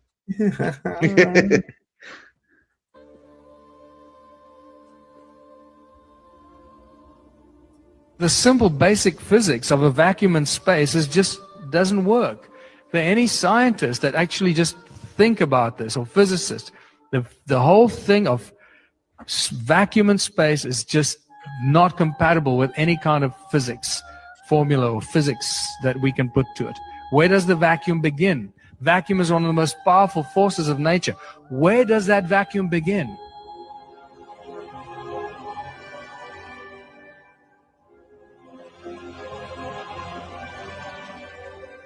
What you can't do in space or in a vacuum, what you can't do in infinite vacuum is you can't propel sound, you can't have explosions, fire, propulsion, jet engines, rockets, none of this stuff. Can't do that because there's nothing to propel against.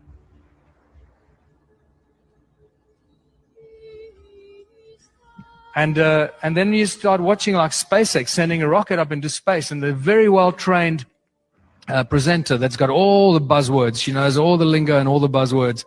And at one stage I was watching and she says, and the rocket is about to enter the vacuum of space. Really? And millions of people are watching this and they believe this. You see, they just, oh, the rocket just entered the vacuum of space. Where? How did it, where? Please frickin' explain that to me. Right? In scientific terms, not in BS terms. Oh, you won't understand it. No, please try me. I want to understand this. Explain to me where that vacuum begins. And we start realizing that everything we've been told about the moon landing, space, is probably one of those big hoaxes. It is a tough one to swallow. That's what I'm saying. It's like, well, how do you just do that?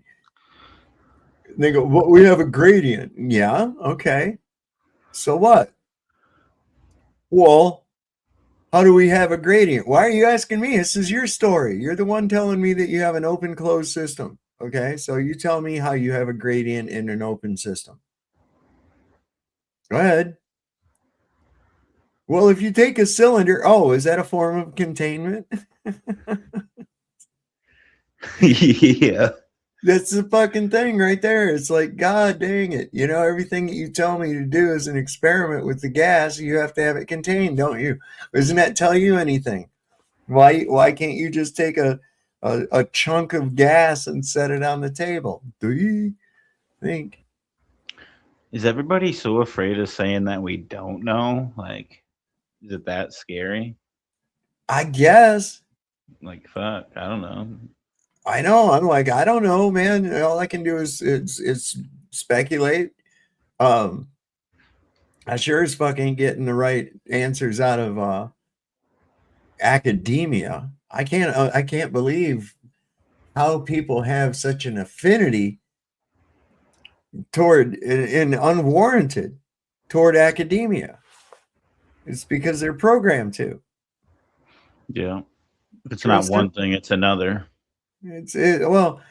School. Oh, you didn't go to school. Yes, I did. I went to the same fucking bullshit thing you did, man.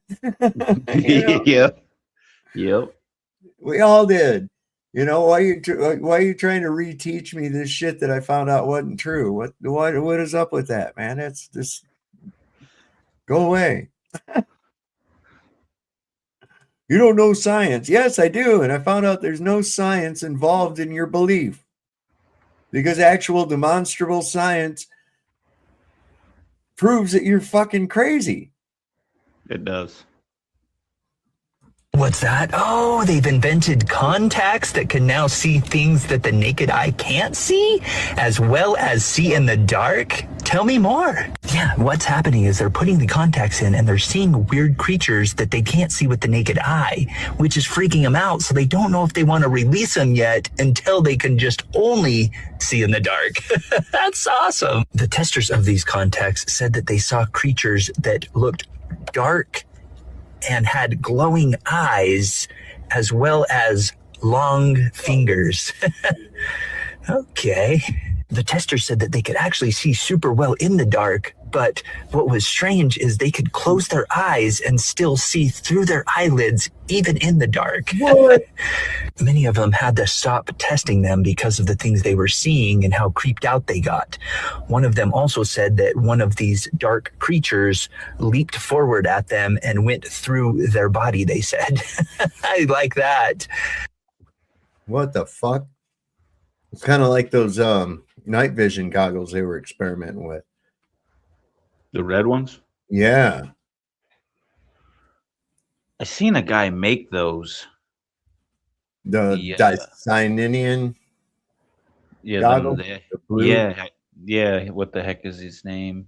I don't know. He's here on YouTube, but he made them. He's like a photographer guy.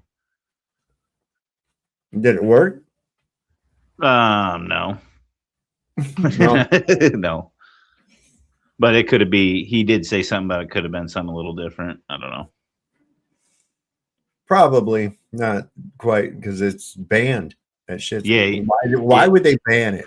First off, and then it was something he had to use something different because it's the ban thing or whatever. But it does make the pictures really cool looking, like good scary movie stuff. Hell yeah. St. Peter, no one is more deserving of getting into heaven than me. I've stopped 27 and a half wars. I created 8 trillion jobs. People are dancing in the streets. You want to get into heaven? Are you kidding me? People are dancing in the streets because you're dead.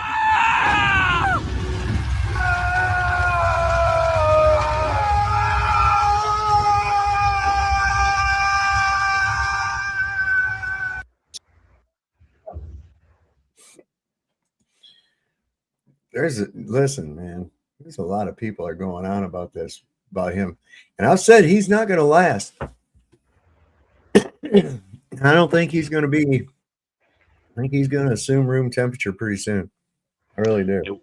What do you think he's got going on with the big red abrasion, I guess, on his arm, I guess? I don't know, man. It almost looks like with continuous having to get like IV intravenous. It's hard to say, man. It might be gonorrhea. Oh shit! How'd you catch that? Oh my god. Oh no, it says former U.S. CENTCOM Deputy Commander Robert Harward confirms a massive strategic defeat on Fox News. He admits losing a single pilot completely paralyzed the United States military. Iran's brilliant use of a drone warfare has entirely neutralized Washington's assumed air supremacy. Well, drone warfare is the future. That's what Iran's been using to block the U.S. Their drones that they've shot at ships, shot at bases, shot at infrastructure. They're using it as an offensive weapon. we're using drones as a defensive to provide intelligence, surveillance, and reconnaissance, to watch the Straits of Hormuz, to look for mines. So you can see where all this is going. And look, when we lost a pilot, that almost brought us to a stop. It was too high risk. So the more we leverage and use aircraft that don't need people, the less at risk we can do, and we can move to the scale we need to. Also, the hardest part about manned aircraft is the pilots. We've got to train them, we got to find them, we got to retain them. If we remove that part of the equation, then you can fly thousands of drones. And that's what our adversaries are doing. That's what the Ukrainians did to balance the power against the Russians. That's what the Iranians have done with us. So you could see the future of where these drones are going to do and how it's really going to balance the power and hopefully act as a deterrent to the use of force at the end of it. So have the maps changed now? Is it the Strait of Iran or the Strait of Hormuz? Which one is it? I don't think they've called it the Strait of anything other than what it's always been, the Strait of Hormuz. Iran just controls it. Trump's the one that wants to name everything after his own self. You want to have the Arc de Triomphe, the Arc de Trump there in Washington, D.C. Yeah, because that's what we need is another fucking monument in D.C., for Christ's sake. Have you ever been there? No, I don't want to go The there. whole fucking thing ain't nothing but monuments, man. Yeah. Bunch of fucking idol worship and shit. Oh my God, all over the place, man. And you know, they're impressive, they're neat, you know, and everything else like that. And it's kind of a neat thing to see. But you know, I can remember even as a kid looking at that shit going, why the fuck are we trying to copy the Romans? Everything we got is always copying the fucking Romans or the Greeks with this Roman Greco bullshit. What is up with that? What are you doing? You know? You're trying to turn it into one big gay bathhouse. That's what they're doing. How you doing, Andrew? He's tasting a biscuit right now. We're looking at the ceiling of his car. Damn it, you beat me to it. With the biscuit? Yep. So this is supposedly an American ship. Oh, we lost him. There he went. This is one that got hit by one of their drone strikes. Burning American, the Abraham Lincoln.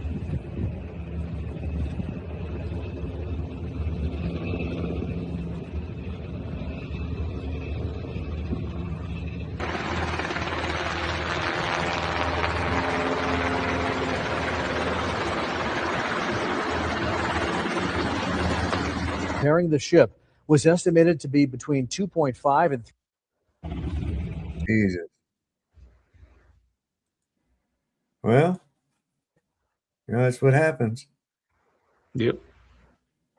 Oh, this is is fire so long. This is funny. The Danish Parliament laughs at Trump's Nobel demands over Greenland control. Yeah, he said Trump demands in a letter to receive the Nobel Prize for protecting Greenland from China and Russia. And this is how they reacted after it was read in Danish court.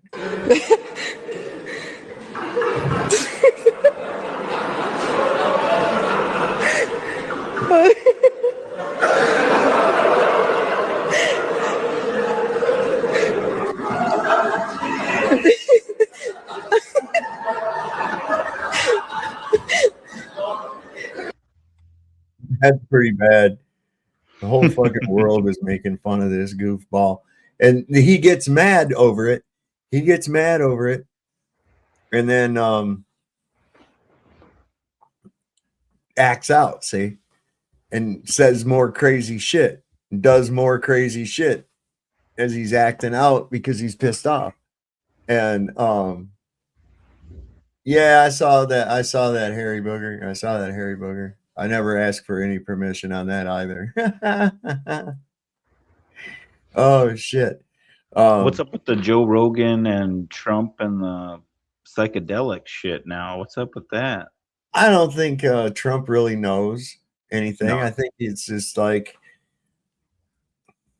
I don't know. If you want to get your way with it, dude, I think and I've known people like him. All you have to do is just, stroke his fucking ego and be the last one that talks to him. So what's going to happen with this? Are we going to get shrooms now? Are we going to be able to eat shrooms? I guess. I don't know. I've been getting them and eating them anyway. I didn't know you had to have permission. Right, yeah. I didn't know I had to have anybody's permission for that shit. Yeah. So they're good every once in a while. The fuck did Biscuit Boy go? He'll be back. No. The fucking frightening story of Lil Donnie and the Presidential Records Act. The Presidential Records Act is super simple. It says that administrations must preserve their records. This came directly from the Watergate scandal and has been ruled on by the Supreme Court. It is the law of the land and has been for over 50 fucking years. It is a deeply important law that keeps presidents accountable for their actions and allows for future administrations to understand why decisions were made, which creates a stable continuity of government. But just last week, the Office of Legal Counsel declared that the Presidential Records Act is unconstitutional and that no one should comply with it. Records are already being destroyed. Crimes we don't even know about are currently being covered up. And all of this is flying in the face of clear Supreme Court rulings that some lawyer in the Justice Department doesn't have the right to overrule because he's just some fucking lawyer, but they're doing it anyway. This means that according to Donnie, he can destroy any records, communication, documents, texts, calls, or anything else he wants. And no one, no oversight committee, no judge, no historian 100 years from now has any right to see it. This is one of the most blatant, absurd, and autocratic moves the Trump administration has made so far.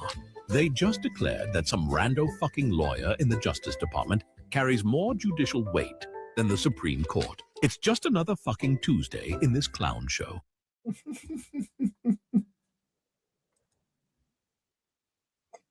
That is, I mean, what the fuck they just do? He just does whatever the hell he wants with impunity. Like, oh, well, fuck you. What are you going to do about it, right? Oh, my God. He does want to be a king, maybe. BBC was reporting on that financial spikes shit, too. I think we should put a porta-john on a 10-foot John boat, and then, like, that should be DC. Like, and push it out to sea. Yeah. Okay, that's what DC should be. I love that. That's why I love the Pink Floyd song. It's from the Final Cut, and it's called the Fletcher Memorial, and it's the Fletcher Memorial Home for Incurable Tyrants and Kings. And it says, let's build them a home, a little place of their own, and they can watch themselves on closed circuit TV to make sure that they're still real. And let them fucking just like an asylum for them. Yeah. Let them play their games in there and then leave us the fuck out of it, Yep. So is that Copernicus that I see there? I don't know. Can't tell by the blurriness. Proposed the heliocentric model of the universe. But even with that, flat earthers and the flat earth model still went strong all the way up into the 1900s. We see proof of that with books like Zetetic Cosmogony by Thomas Winship, published in 1899. Terra Firma, The Earth Not a Planet, proved from Scripture, Reason, and Fact by David Wardlaw Scott, published in 1901. Or even Kings Dethroned by Gerard Hickson, published in 1922, where the author details all of the problems with heliocentrism and the mistakes made by people like Copernicus, Einstein, Newton, Kepler, etc. So we see from the beginning of time all the way until the 1900s, the flattened stationary Earth was going strong. In all honesty, Flat Earth has never died. A magazine from August 1931 called Popular Science, explorer Auguste Piccard went on record stating, "It seemed a flat disk with an upturned edge after ascending 10 miles high on a balloon." 10 miles is only a little over 50,000 feet. Today, we have balloons going up to 121,000 plus feet, which is almost 23 miles, and the Earth still shows nothing but flatness. Not to mention, the horizon remains at eye level at that height, something that would not be possible if the Earth was a sphere. Mainstream science says that curvature becomes visible at 35,000 feet. It simply is not so. Now let's run through another timeline, the timeline of trying to hide the flat Earth. Now we're going to exclude Copernicus here. We know that heliocentrism, spinning ball Earth, has been pushed since the 1500s, but it wasn't until the 1900s that moves were made to hide the true shape and nature of the Earth. In fact, they started programming us in 1912, before Earth's shape was even proven, supposedly. With the founding of Universal Pictures, we have been shown a spinning globe before every movie by that company for over 100. It's true too, and everything. How many space movies? Everything. There's always some kind of reminders, even throughout the day.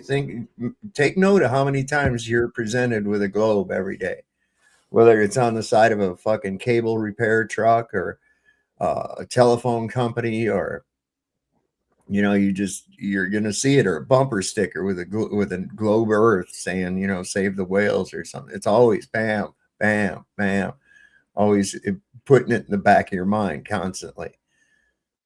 Did you ever see that movie with Will Smith where he did that?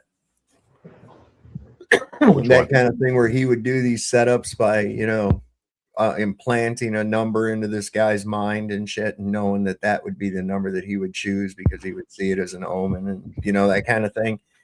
No, I didn't see that. I'm trying to remember it was pretty good.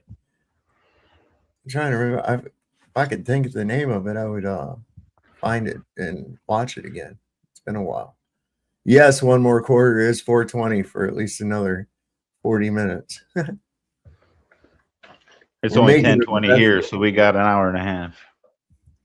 So here's a Jewish CDC official that says that the solution to vax hesitancy is to get rid of all the white people.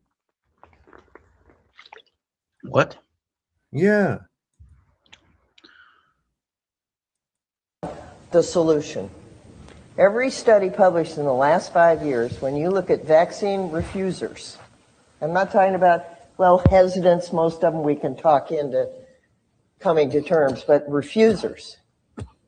We'll just get rid of all the whites in the United States because Houston is the most diverse city in the entire United States. There's 7 Asian languages spoken. Just get rid of all the white people. That's a terrible idea. Oh man, I started a trend too.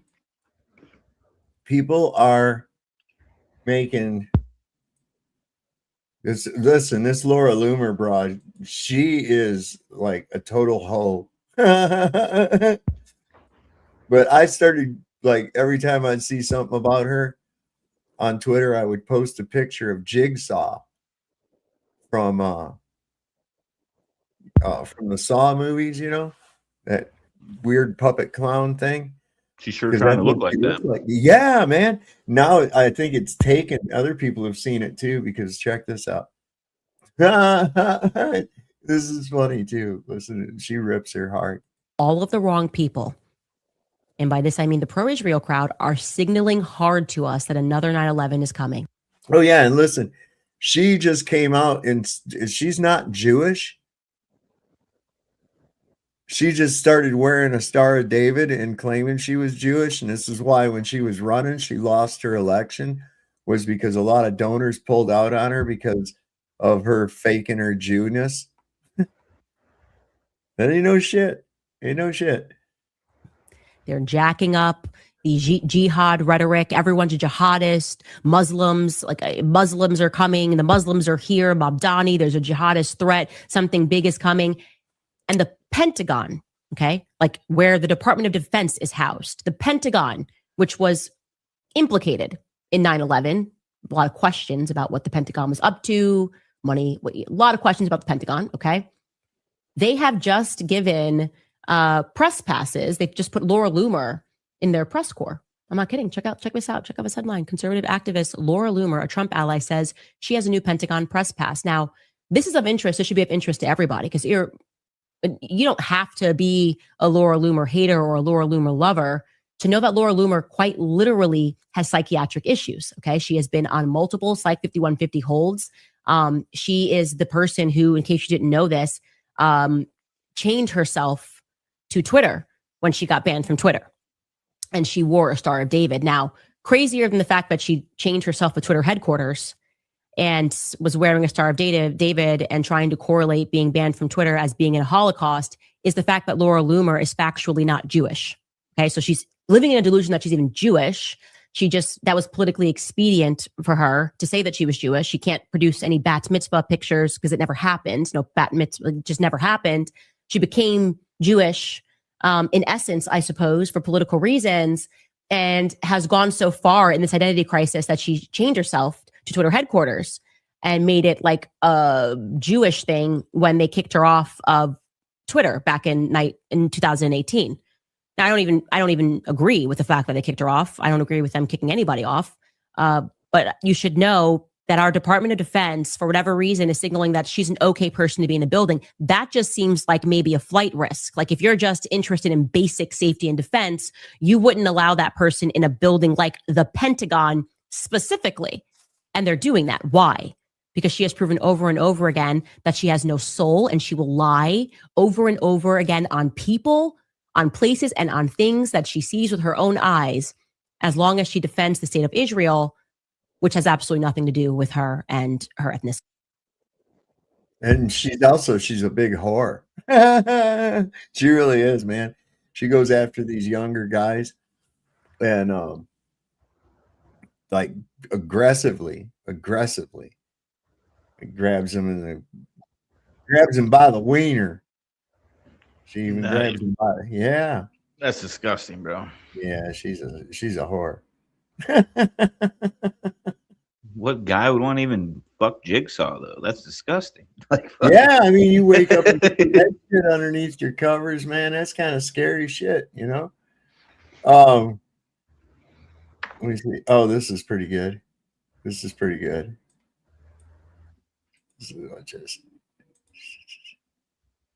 It's just rain. We love it. Feels like a shower of freedom. Ah, refreshing. It's like a rainstorm.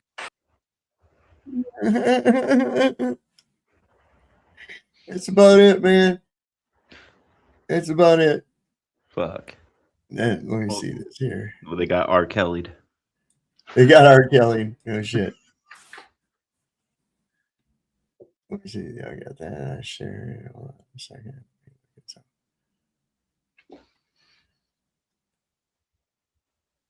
Boosted target saying in the house. Oh no, he did not. Okay, I'm gonna put that over there too, and then I can go up here. All right. Anyway, this is pretty good. Sorry about that, folks. The Strait of Iran is fully open and ready for full passage. Only if your naval blockade is lifted. Oh, and you guys are giving up all of your enriched uranium. It's going to the United States. Iran's uranium will not be transferred anywhere. This is a sovereign red line. You guys have to stop dreaming. Perhaps we could take a small break.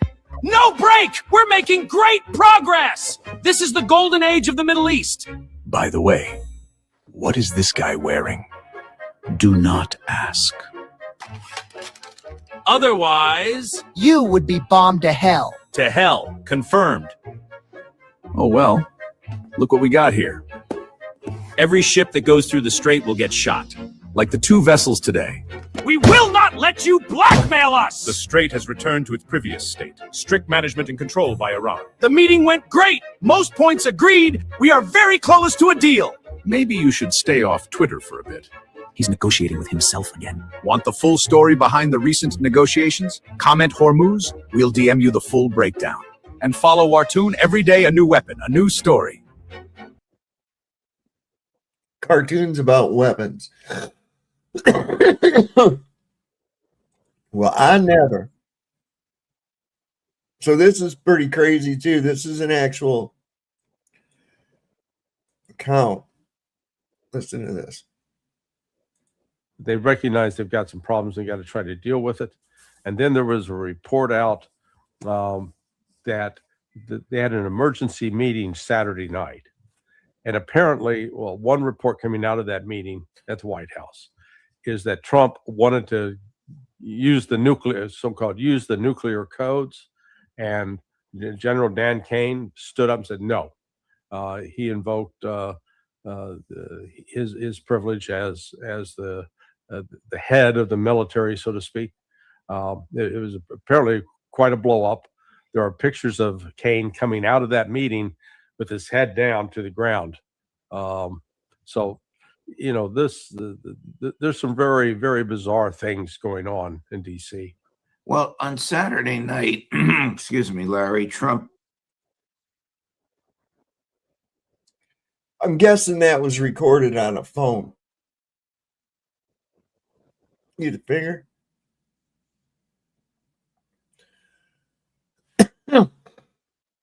Hang on, I gotta go back up here. Listen to this dumb shit. Who the hell are they negotiating with in Iran? Because after like the few top guys were eliminated, from my understanding is that they all broke up into like their different militias, so there's no like coordination. They're just kind of like all, you know, till the end, fight till the end type shit. Nobody's in charge over there. I don't know. There's probably like 20 different leaders, you know, from each, you know. I know they've been having that area. Professor Morandi has been on the negotiating team for the Iranians, but I don't know who else. I guess the head of the IRGC. I don't know if they'd want to risk a high level person like that, because flying into Islamabad and, you know, getting shot down, fuck that. A million ways to kill you on your way there. Stay hunkered, man. Yeah. This is what they're going to be doing with this referendum. If the Democrats, look, if they get additional House seats, at some point, if they get these additional seats, they're going to be making changes at the federal level. This is what they're going to be doing. Well, of course they will. But then it won't, because it's just a thing, an arguing point for stupid people to argue about. Oh, if we can just get the right group of people. We can only get this party in charge of this and this party in charge of that. God damn it, man. Come on. So this was kind of sobering from Tucker. You and I and everyone else who supported him, you wrote speeches for him, I campaigned for him. I mean, we're implicated in this for sure. Yes. It's not enough to say, well, I changed my mind, or like, oh, this is bad, I'm out. It's like, in very small ways, but in real ways, you and me and millions of people like us are the reason this is happening right now. Yes. So I do think it's like a moment to wrestle with our own consciences. You know, we'll be tormented by it for a long time. I will be. And I want to say I'm sorry for misleading people. It was not intentional. That's all I'll say. But anyway, but the question does present itself immediately, like, what is this? Was this always the plan? You don't want to be a conspiracy nut, but like, clearly there were signs of low character. We knew that. Yes. But it didn't, there are tons of people of low character who like outperform their character. What do you say? So you knew he was a piece of shit. Nuclear is the only thing those subhumans understand. What subhumans? If you're referring to the Iranians, I'll have you know that they've been quite a civilization for like 5,000 years. You know, these people invented chess, a lot of mathematics and things that you use today were pioneered by these people. Okay. While your people were scraping potatoes out of the ground. These motherfuckers were already had libraries and all kinds of shit, man. Yeah, they've been around a while. And most importantly, nukes aren't real. They're a hoax. There's no such thing. If they were real, someone, Israel, would have used one by now. Okay. Well, I heard they just had to stop Donald from using one the other day. Well, I don't think, there again, I think that guy, they say he's ex-CIA, right? Yeah. And we all know there's no such thing as ex-CIA. That's like ex-mafia. There's no such thing. You're either are or you're dead. Once you are, you are for life. That's all. So there ain't no ex-CIA shit about it. Have to be sort of the norm actually these days. I would say I've outperformed my character a lot. I don't have a especially high character, right? But you try to you try your best. But what was this? Was this always the plan? Looking back after the last year and a half, it seems like it kind of was, and it's easy. Well, you could get really deep about it and say, what was Butler? Like, how was it that and Ryan Ruth, I mean, he was subject to 2 legitimate assassination attempts. Have we ever gotten to the bottom? I know you've talked a lot about this, but have we ever gotten to the bottom of that? I haven't talked a lot about it. I don't know the answer, but I know that those investigations have been stymied. Fact. Yeah, stymied from the very top, from people who actually would have the power to get to the bottom of it. And the motive. Yes, right. Yeah, very much. So the enormous amount of money he got from Miriam Adelson now seems suspect to a lot of people at the time. But, there's a lot of money in politics. To run for president requires an enormous, I mean, Cackling Camel Toe went through $2 billion in 4 months. So, sure, there's an argument to be made that you get money from those who will give it to you. It's just the nature of that game. But it's still reprehensible, and it's still a big question mark. Why would someone who has obvious and demonstrated allegiance to a foreign power give Donald Trump $250 million while he's running for president? I mean, how is that defensible? It's really not. If Russia had given a PAC for Trump, if the mayor of Moscow had somehow assembled an enormous amount of money and put it in a 501c3 for Trump's benefit, would that have been acceptable? Of course it wouldn't have been. So what does it's so basic, comes back to the money. Like, what did they get in return for that amount of investment? And it's clear. I get it. No, I mean, of course, I agree with every word that you're saying. I just think, given his behavior and his demonstrated disloyalty and viciousness to previous supporters. Yes. Why wouldn't he display the same lack of loyalty to Miriam Adelson? I mean, that's kind of the question. The only people he's been loyal to are the neocons and his donors. There, he popped out and popped back in. Yep, I'm back. Like Sabrina. Like Sabrina, remember that? You probably know. No. I remember. Oh, let me see which one of these that I want to do first. Oh, this one here. This is that Randy Fine. Okay. If you didn't know who he was before, this is him. Not the guy on the top. That's Cenk Uygur. The guy down here. With that little weasel. Yeah. The barbarians are no longer at the gate. They are now inside. Wow. So you're calling Cenk Uygur a barbarian? Well, given he's here, let me bring him into this. Cenk, what is your response to that? Yeah, no, I don't mind, because I agree that there are barbarians inside the gate, and that's Randy Fine. Randy Fine is a sick terrorist sympathizer. In fact, if he wants America to do terrorism on Israel's behalf, he has said we should nuke Gaza. That's killing millions of innocent children. And human beings and civilians, but he doesn't care. He only cares about Israeli lives. By the way, the Israelis have murdered now nearly a dozen Americans in the West Bank. No accountability from our government. And people like Randy Fine say we owe Israel. We owe Israel a genocide. We owe Israel $300 billion. We owe them no accountability at all when they kill American citizens. They had a pervert Israeli government official that came here in Vegas and tried to rape our children. and we let him go? That's insane. Randy Fine, are you asking for the sick Israeli government to return the pedophile so he could face justice here? No, Randy Fine represents Israel, not America. Everybody knows that. He also said we should starve all the Gazans. So he's right. There's a sickness inside our government.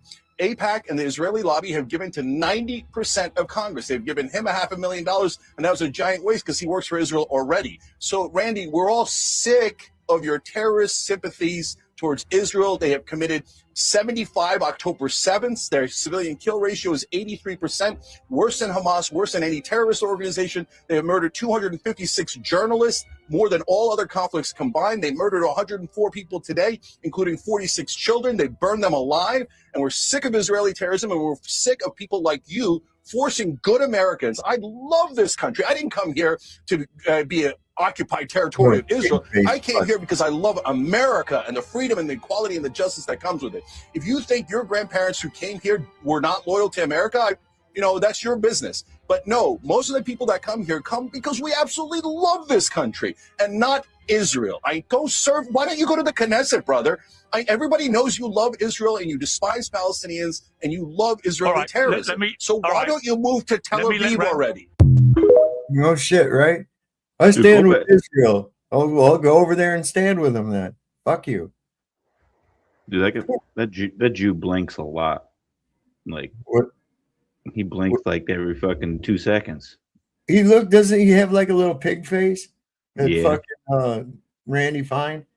Randy Swine. Yeah, Randy Swine. That'd be pretty good. Being there for their affinity for pork, Hello, everybody. This is Joshua Lloyd Fox, Joshua Rorty, whatever you want to call me. I wasn't going to make this video today. I did not want to make this video today. But somebody sent me an article I felt I needed to read, and then I went back and established fact with 4 other sources of this. And so I feel like because I kind of set a precedent here to forewarn everybody so that you're forearmed on what to do, I'm going to give you a little piece of news from this weekend. Take it for what you will. I'm just going to give you my take on it. Right now, there's ongoing ceasefire talks in Islamabad. Trump said on Friday he was sending his representatives over there. I don't know. I haven't looked into who that is, but I saw on Al Jazeera English this morning that is ongoing, that there's actually English-speaking reporters over there, and some of the U.S. representatives and some of the Iranian representatives of there. Now, the story that was sent to me happened on Saturday night in the White House. I have confirmed this story through the Judging Freedom podcast, ex-CIA analyst Larry Johnson, Max Dashu, and others, that this is a confirmed story. On Saturday night, U.S. Joint Chiefs of Staff Air Force General Dan Kane stormed out of an emergency meeting with Trump. Insiders indicate that Trump wanted to evoke the nuclear codes as a deterrence against Iran during the ceasefire talks in Islamabad, but General Kane refused and invoked the U.S. Uniform Code of Military Justice, the UCMJ, claiming specifically Article 92 covering failure to obey. And inside the military, we call that the duty to refuse clause. That if given an unlawful order, we have a duty to refuse. An unlawful order would be striking civilian infrastructure, doing something illegal. Article 92 of the UCMJ is the military's main defense against political appointees wanting the military to break the law, and launching nuclear weapons into Iran as a deterrent to take control of the talks or to, bully and power their way in. Article 92 keeps the military from having to follow those orders. Apparently, the Joint Chiefs of Staff went ahead and invoked Article 92, the duty to refuse clause, because Donald Trump wanted to send nuclear weapons in or nuclear bombs into Iran. I have confirmed it, 4 different sources. There's pictures of Kane coming out of that meeting with his head down, shaking his head. We are on the precipice, everybody. As I have been saying for 7 or 8 weeks now, all of the military equipment and hardware and assets in that area, plus the mindset of both administrations, to me as an analyst, concludes in one reality. And it looks like Trump is trying to get ahead of the game, as he's always done. Listen, I'm going to follow this more. I didn't want to give this video because everybody's saying I'm doing nothing but fear mongering, but we live in very, very scary times because the world leaders are very scary, scary individuals. So fucking cuckoo puffs, man. For real. It's that scary, scary times. It's fucking clown world, dude. Yeah, it's clown world for sure. It's total clown world. More to come. Look into this if you want to. Like I said, the Judging Freedom podcast, ex-CIA analyst Larry Johnson is saying it, and Max Dashow and others are confirming this. And if it's true that there was only one man between Trump wanting to annihilate the world and not, I think General Raisin Kane needs to be given a Nobel Peace Prize, for God's sakes. All right. Stay tuned. More to come. We love you all. Joshua Lloyd Fox. We love you too, Josh. Over now. That was nice. I'm just finding this hard to believe because wouldn't Donald, the way he is, just fire that fucker, put the next one in, and say, do it? I don't know if they can. I don't know if it's that easy. I think it just plays into the nuke thing, man, because they ain't real. So, like, why would that general knows that? Those fucking yeah. So it's just a whole fucking show, fucking for us right now. Yep. But why is he wanting to look crazy? It's almost like he's wanting to. Oh. Then he can't be fucking tried on nothing if he's insane. Oh yeah, 25th him right before towards the right. end here. Yeah. I don't think they can be held responsible, right? As long as he, what's his argument? I was acting in the duties of the office or whatever. I was doing what I was supposed to be doing. Not just that. Okay. I mean, he doesn't have defense for this. I mean, really, if they wanted to, they could quick. But I'm talking about all this other shit. See how you put somebody who's out of their fucking mind, or maybe he's wanting to look like he's got dementia. I don't know, man. I don't know. I'm just saying, it's just like they're trying to make you would figure that his people around him would be at least to save his ass, advising him to, hey, maybe you shouldn't do that. It's going to look like this, or maybe you should. I don't know. Maybe they do. And like you say, they fire him. I don't know, man. All I know is that this is fucking circus world shit going on. He might be doing it on purpose to help push people to the other side to just keep playing that fucking left-right shit. You know what I mean? Might be, but by now people ought to be waking up to the idea that it doesn't matter left or right. They're all a bunch of fucking weirdos, man, and criminals. They're only getting 10. Yeah, every one of them is a fucking criminal and some kind of pervert. You got this guy that's in charge of health and everything here. The Kennedy, dude's collecting raccoon dicks off of dead roadkill and shit. What the fuck possesses somebody? Hey guys, I'll be right back. Daddy, why'd you pull over? I'm gonna go cut the cock off this fucking raccoon over here. Oh, okay. Get in the car with your mother. He did this. He literally did that. It's fucking crazy. Yes. These are the people. Okay, the Kennedy bunch has always been a fucking toys in the attic outfit, boy. Yeah, I question anybody that would would want to be in government in that family after having their family assassinated by like people in the government. You know what I mean? That's right. Like why would you keep being in that shit? Ted was firmly under control. Ted Kennedy was firmly under control. He's dead now. So I guess these Kennedys just keep fucking popping up everywhere, though. That's the thing. Yeah, it's weird. They do. Even that broad that Even that broad that married Arnold Schwarzenegger, Maria Shriver, she's a Kennedy. I ain't no shit, man. These people.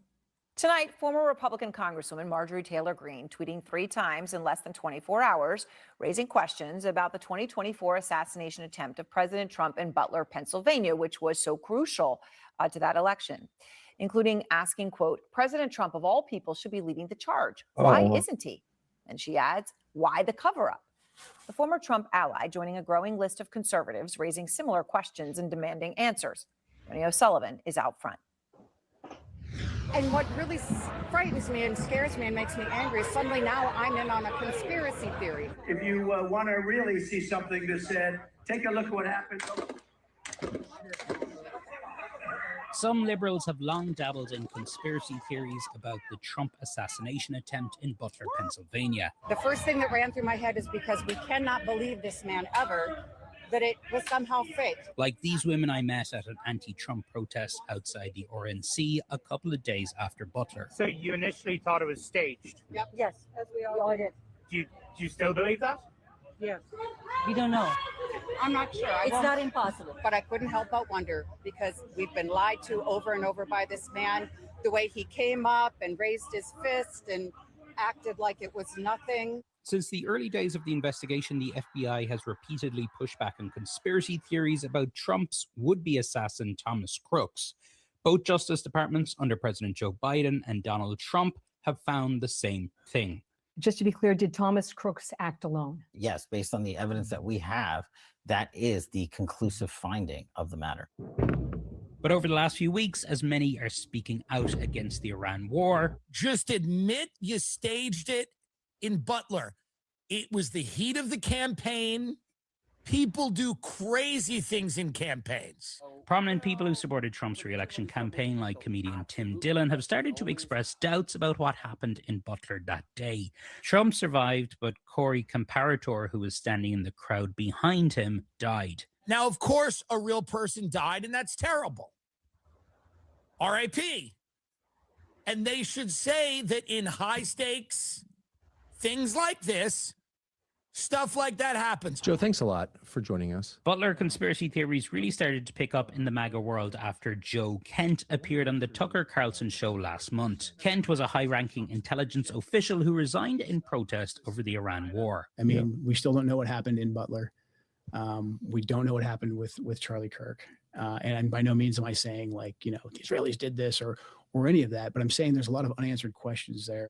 Trisha Hope, who is a Trump delegate at the RNC in 2024, has been vocal online about her doubts, posting, "Since the attempt on his life, Trump has shown no interest in investigating what really happened. He never mentions it. It's as if it never happened, except when he tells us he took a bullet for us." Marjorie Taylor Greene has shared Trisha's post, and she added over the weekend, "I'm not calling the Butler assassination a hoax, but there are a lot of questions that deserve public answers." The far more significant story involves the government, the DOJ, and the FBI, which have hidden from the public what they know about Thomas Crooks. Right. From what I understand, Thomas Crooks is not even like a real person. No. Right. So there was that gentleman that was in handcuffs that had no shirt on. Right. Right. So him, another guy, and a girl were arrested fighting MAGA people at a thing in like Pittsburgh at a rally. And the other gentleman, he looks just like the guy that was arrested at the Trump shooting, looks just like the dude that was arrested there. And the other guy, he is tied to that van from Arizona that was found, whatever, a mile or two from the incident. Oh, really? Yep. And none of those people are on social media anymore. Even the lady that was arrested, you can't find her. Oh, Lord. He's at it. He's at it. Hold on. Let me change this here. Yeah, but whatever happened to the dude that had in cuffs there, you know, and that all the people were like throwing bottles at him and shit, calling him disgusting and shit. Whatever happened to that guy? He's not on the news, nothing. No more. See, and everybody forgets all about it. Yep. So like Cubby's brought up on here before, how's that fucking audit of Fort Knox going?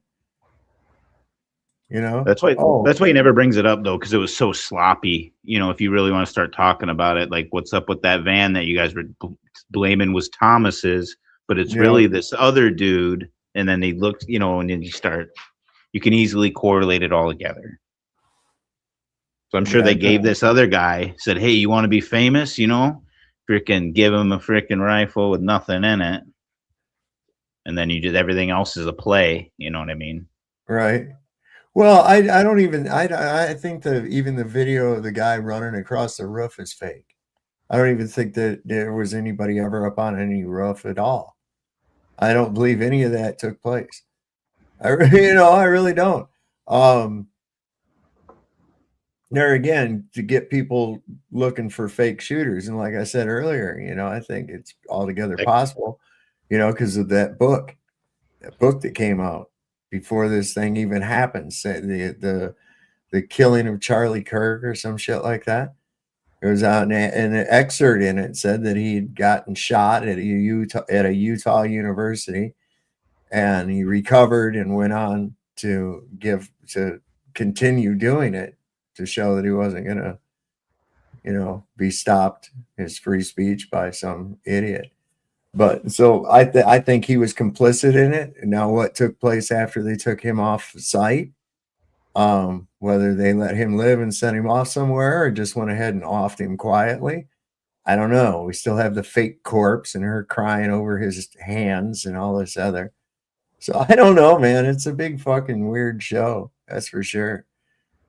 This is We have some serious Iran war news now. Almost everything Donald Trump says about the war has turned out not to be true. And according to CNN's new reporting tonight, advisors are privately worried and have been worried that his statements have interrupted ongoing negotiations with Iran. First, we had the Wall Street Journal saying that military advisors excluded Trump from the Situation Room due to erratic behavior possibilities. And now advisors are saying that his statements are interrupting negotiations. Don't take it from me. This is directly from CNN. Trump officials are privately acknowledging that the president's public commentary has been detrimental to talks, noting the sensitivity of the negotiations. And why? Because Iran does not trust the United States, nor should it. Because if you look, every single thing Trump says turns out to be the opposite. He said that Iran agreed to never close the strait. The next day, Iran closed the strait. He said that Vance wasn't going to Pakistan. Officials said that Vance is going to Pakistan. He said that Iran has no military anymore. Iran continues to have a military. Trump said the Pope said Iran issued a statement saying Iran can have a nuclear weapon. That never happened. And more. I say this a lot, but imagine any other president. Imagine Joe Biden was removed from his Situation Room by military advisors, and then statements of his, they say, were detrimental to ongoing talk. What would Fox News do? What would any media company do? You need to hold every president, every leader to the same standard, the same accountability. So if you want to support my work, subscribe to my Substack, link in bio. Spread the word. Follow for more. up, Andrew. Let's see the ceiling of your car again. There we go. That's what I was after. Here's that visor. What's going on, bro? Would you go through a I'm tunnel? just at Home Depot right now, just left because I'm in the process of doing in the beginning of doing a major remodel before I get the fuck out of this condo I'm living in. So I had to change the date of the delivery for some of the stuff. Question for you, because you're a carpenter and so is my dad. Quartz or granite countertops?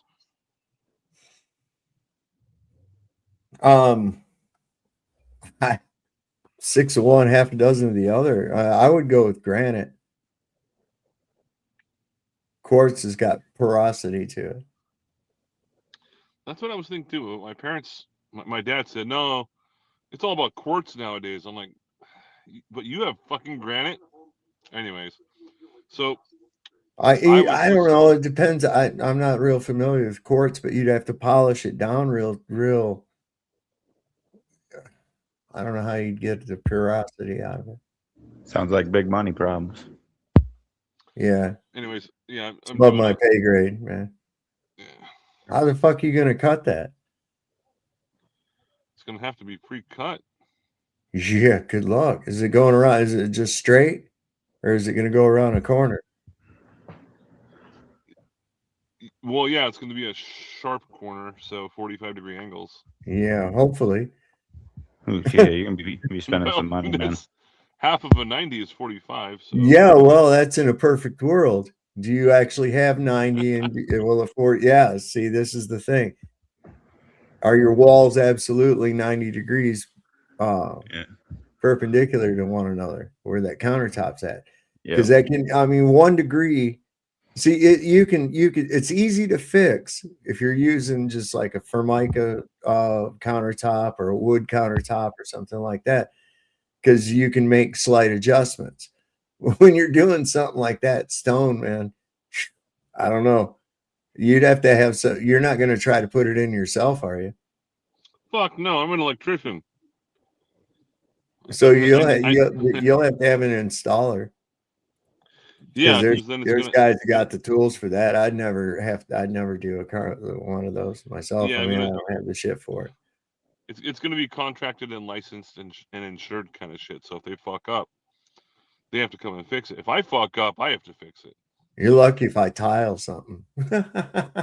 Well, yeah, I can do tile, linoleum, carpet, flooring. That's pretty easy.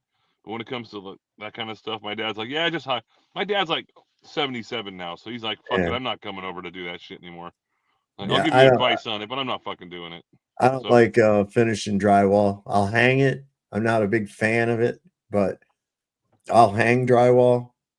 But fuck that finishing shit, man. I Oh yeah, suck all at the it. And all that taping and the sanding mudding and that and the fucking sanding. dust. Yeah. Yeah, fuck all that. Don't want no part of that. I only caught part of what was being discussed earlier, but there's so much fucked up things that are happening right now. Here's my question. Oh, by the way, my remodel, I've only got my property's only worth like it's just under 600,000, and I'm putting around 35,000 into a remodel again to it, trying to bring it up to like 700,000 before I sell. So I fucking hate this place. Anyways, what if you had to choose one thing, just one, that you could completely fix, like permanently, right now, which is in obviously opinionated. What is the number one thing in America that should be fixed? Fixed? Yeah, just Well, eliminated completely. oh, the Just government, one. man. The entire Well, federal that's- government. Okay, that's too broad, though. No, not really. Nope. I want to hear what people say in chat too, because last time I asked this question, No, there's someone David gave Kress like said 9 different government. things. OA said government. Well, my answer is always fraud. Fraud, you're never going to get rid of that. As long as you have a hierarchy, this is the problem. Power doesn't corrupt. Corrupt people seek power. Okay, and they're usually psychopaths that can manipulate people into trusting them to get into that position. This is how we have politicians. So right from the get-go, you're going to have corruption. As soon as somebody figures out they can get better shit for themselves, they can get a better share of the kill before the rest of the pack gets it. You can bet your ass they're gonna go for that. It's just how people are. They're horrible. Would it be immoral for me to start an organization that the public and federal government and blah blah blah, where I start a veterans PTSD group session that is associated with high doses of THC content? Oh, and I then don't know. charge, I don't know what and then you actually do have with people that. come over. They're like, yeah, there's cameras and weed smoke coming out. It's legal in California. Yeah. Why don't you just make friends with some people that, you know, you talk to the people and say, hey, man, you know what we ought to do? Let's go camping, man. Let's just go camping. We'll have a nice big fire and shit, and we'll talk out our shit, and we'll eat some mushrooms, man. Boom. Problem solved right there. Get back to nature with these people. You know, you ain't got to charge them nothing for it or anything else like that. Just, you know, that's the way a healer works. BYOM. Yeah, man. Well, I wouldn't be doing it as all these other fuckers are. That's like, the Leering Center, and you know, places where people don't even go to. At So least where I'd would have veterans. Maybe. Where would the money come from? I think I'd have to apply with the county or something. I don't know exactly. So where. so you would be getting the money from government, basically, right? Yeah, ripping off the Okay. government like everyone else is. Well, you're not really ripping off the government, okay? It's because it's stolen money. The money that the government has is stolen from somebody else. They don't have money. The only money they have is what they steal from somebody else because they have no intrinsic wealth. They don't produce anything. They get their money by stealing it from everybody else. So you're just stealing their money. It's part of the problem. So this is something I think. Now, I don't want to go to jail again. Jail sucks. But I think I could actually do something legitimate and charge, I don't know, $3,000 a month per veteran. And yeah, we could just a different campsite, as you were saying, every single month. And we just go out there, smoke a bunch of bud. There you go, bro. Out in the middle of Santa Cruz. It'll be a legitimate thing. Everyone signs up, social security numbers and the fucking date of birth and discharge rates and all that. Oh, the government shit. Government shit. I'm not interested, man. Yeah, I don't want anything government at all. Nothing. I don't want to ever get in bed with the devil for any reason. Oh, Not no, even no, for a minute. I get you. But I'm just trying to make the point of some of these places are, they're saying, we have 85 children here that are, or hospice people, and the building is fucking closed. Or it's like a fucking a homeless shack or something. Well, just because there's people that are abusing the system doesn't mean that it's okay to abuse the system. Well, I wouldn't really necessarily be Yeah. abusing it. I would be taking advantage of it to a certain point. Well, I mean, do you agree that we're already taxed to death and this is a big fraud and waste thing that's going from tax money? Oh, yeah, absolutely. Then why would you want to be part of it? Are you saying you can't do anything Well, without I'm already their getting taxed help? to death as it is. I just had to pay the federal government, the feds, $900 something. Why? That's what my fucking tax return. What you have income? I thought you had a wage. I do, yeah. Well, I Wait, have side money too. Wait, yeah, it's sort of like ketchup and mustard, ketchup or mustard, you know, and you say yes. Do you make a wage or do you have income?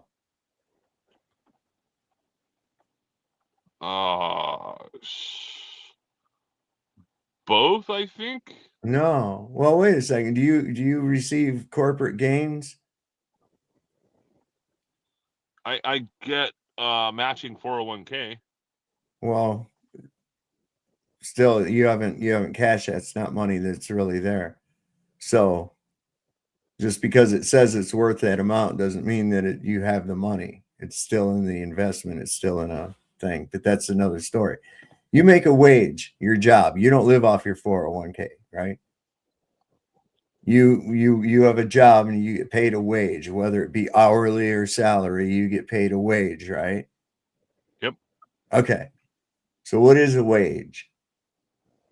Wage is monetary compensation for goods and services provided by you. So The employer gives you money. He could give you food and shelter or whatever for your contribution to him through your skills, or he could just let you decide where you live and what you eat and pay you a wage in a monetary amount. That's a barter. That is not an income. You don't have to pay taxes on that. There's nowhere in a fucking thing that says you have to pay income tax, bro. Not a single law. Yeah, I've had people talk to me about this in the past. Show You me just got YouTube ripped off. videos. You just got robbed. You willingly went and got robbed. Well, I can't disagree with that. However, in the current situation that myself and other people are in, they just, I mean, I'm trying to get out of it. I think a lot of other people are as well. You were never in it. That's what you don't understand. That's what I'm trying to tell you. You were never in it. You don't make income. You make a wage. Therefore, you do not have to pay income tax.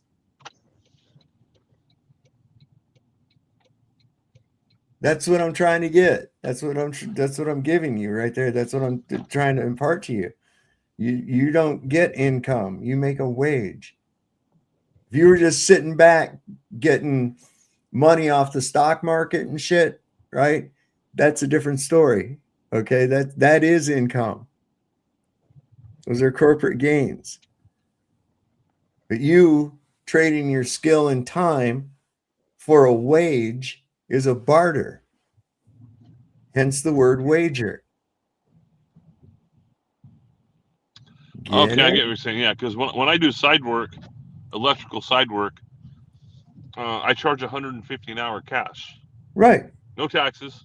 That's it. It shouldn't be any taxes anyway.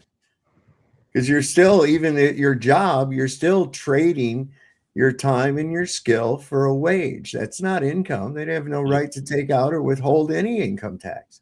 Yeah, but his side job is a business, is a private business. Don't matter. Well, I know the small hats are in charge of this shit. So Well, under the I have the Constitution, same kind of conversation with someone very similar to us, except he's my previous supervisor, hardcore atheist. And he says, yeah, taxes are absolutely corrupt except for one. I said, what fucking tax is that? He said, property taxes that were used to pay the soldiers during the Revolutionary and Civil War.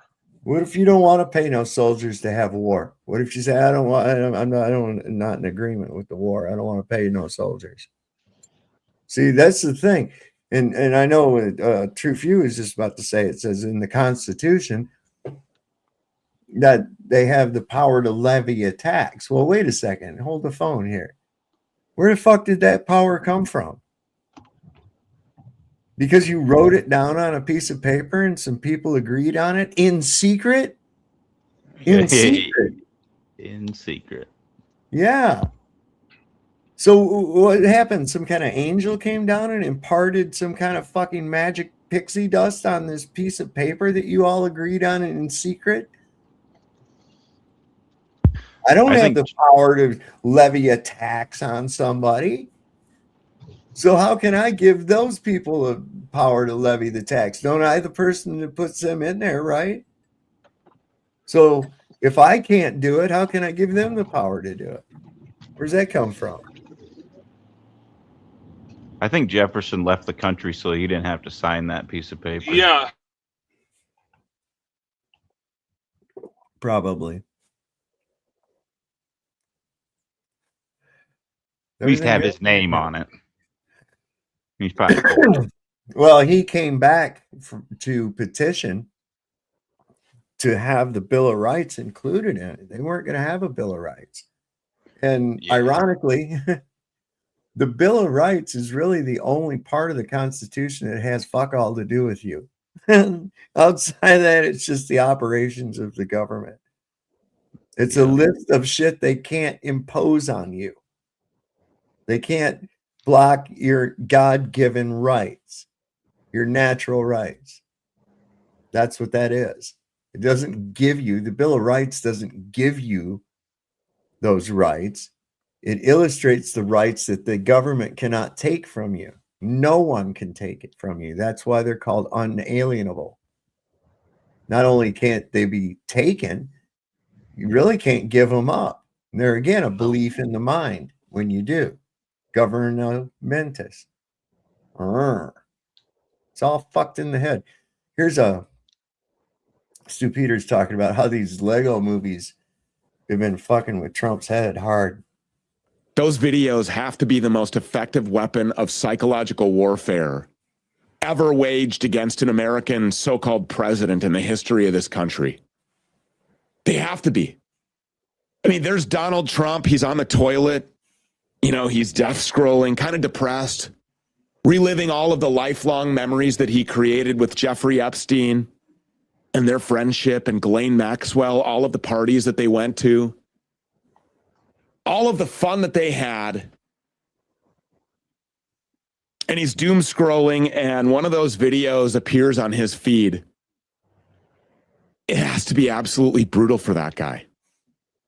Even if he would deny it, kind of like U.S. Central Command denies that American vessels have once again been hit by the Iranians in the Strait of Hormuz. They've lied to us about everything. What is this? Another mysterious laundry room fire? Is this, another plumbing issue?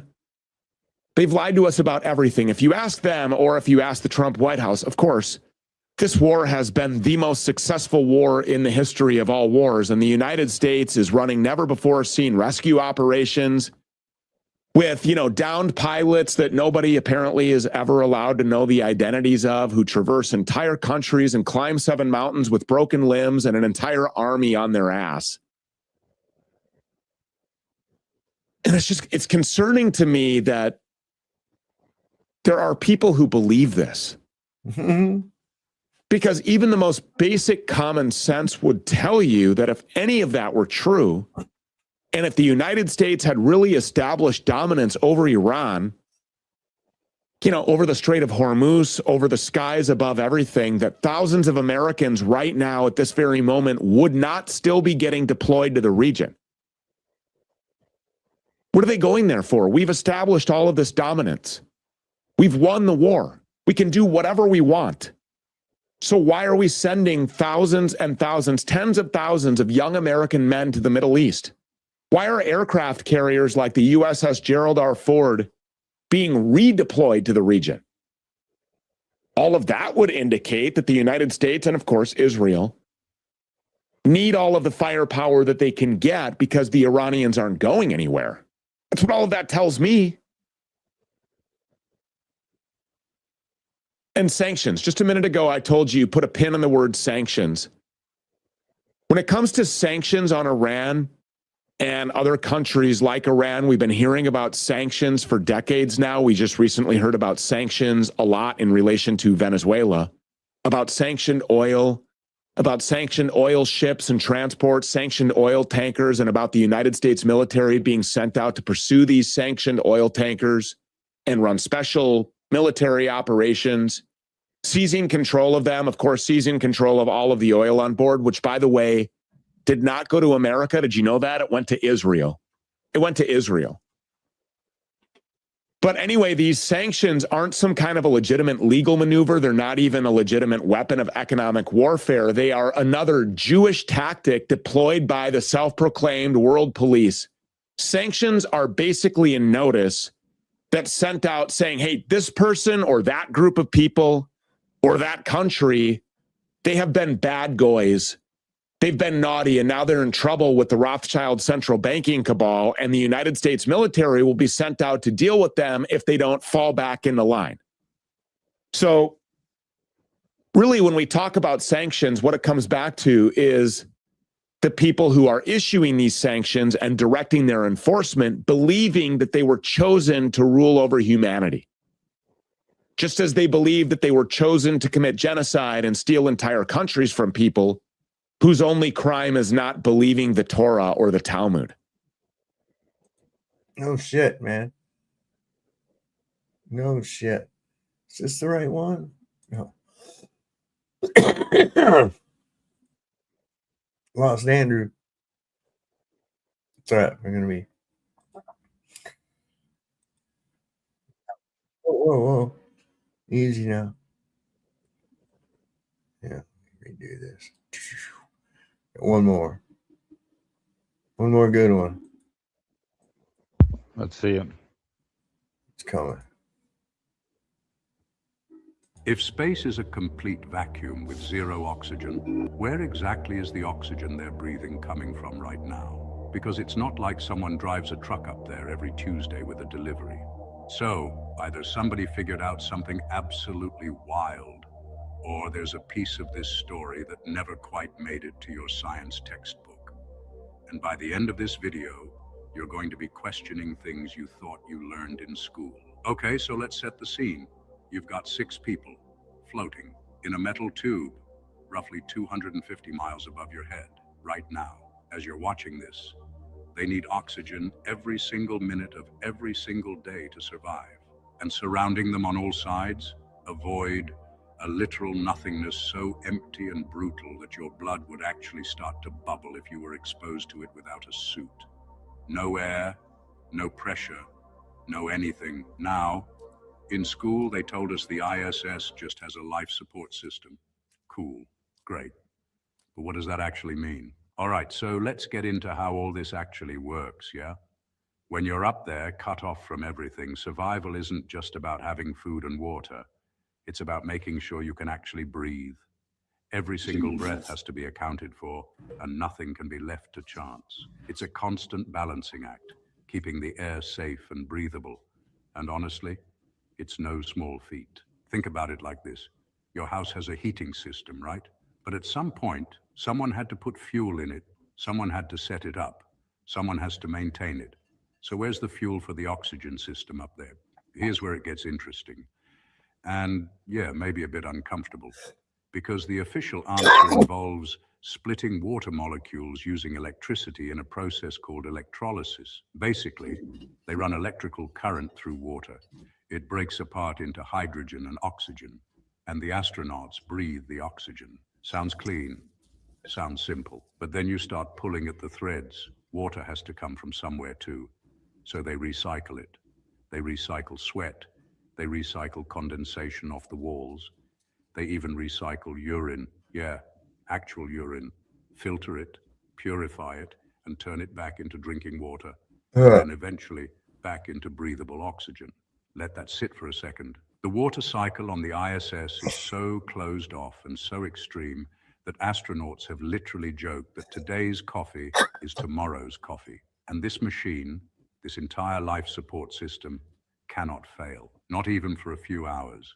Because if it does, those 6 people start dying. When you think about it, the reliability needed up there is just, well, impossible by normal standards. Every single system has to work day in, day out, with barely any room for error.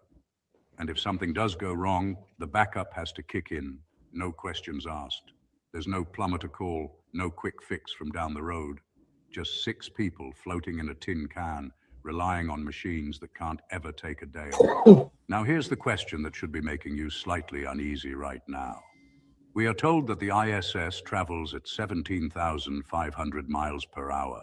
It completes a full orbit around Earth every 90 minutes. It passes through extreme temperature swings, from negative 250 degrees Fahrenheit on the dark side to positive 250 on the sun side. Every single orbit. And through all of that, the oxygen machine just works perfectly, continuously, for months at a time, no serious failures, no life-threatening malfunctions that made headline news. Because if something that complex broke in your kitchen, you'd be calling a repair guy within the hour. But somehow, 250 miles above Earth, spinning at 17,500 miles per hour through extreme cold, extreme heat, microgravity, it just hums along. Why does that feel easier to believe than it probably should? And that's not even the part that gets me. The part that gets me is this. Do you actually know what the ISS looks like from a telescope on the ground? Go look it up right now. I'll wait. You'll find something that looks a lot like a blinking light moving across the sky. not the massive, detailed, school bus-sized structure they show in the NASA photos. So either the cameras they give us are just bad at capturing it, or the version of the ISS we see in polished photos looks very different from what exists in observable reality. And once you notice that gap between what we're shown and what we can actually verify, you start noticing it everywhere. If this video made you feel something, even just a little itch of curiosity you can't scratch, follow the page. Because the next video makes this one look like the introduction. Don't miss it. Yeah, I'm sorry. They're not, there ain't no way they can recycle that much fucking water. It's just not happening. What are they doing with the hydrogen? What are they doing with the hydrogen? I'm not sure. Just venting it out into space? I'd like to know how they do that. What's their explanation for never like being hit by like a meteor or something like that? Going 5,000 miles an hour. They got all these predictions and shit. Oh, yeah. That's what they. Yeah, that's what they do. They know how to make those predictions. I don't even understand. I don't even understand, man. No, not that shit. Some of the crazy shit that they try to get you to believe. You ever saw that lunar module from '69? Now look, we were easy to impress. I remember this.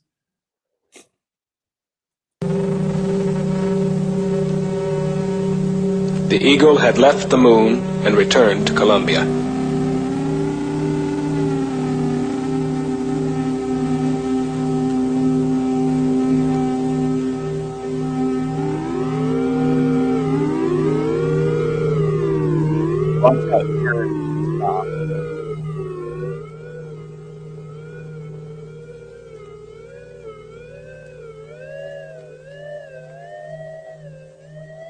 Within this strange ship, 2 astronauts and a treasure. Triple-sealed vacuum boxes of rocks and soil from the surface of the moon.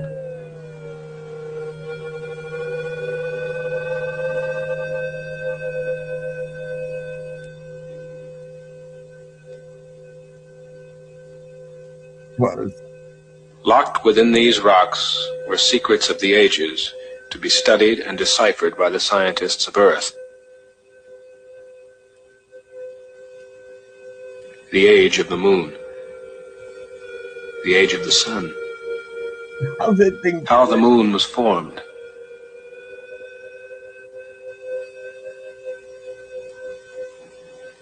How life began. Was there ever life on the moon?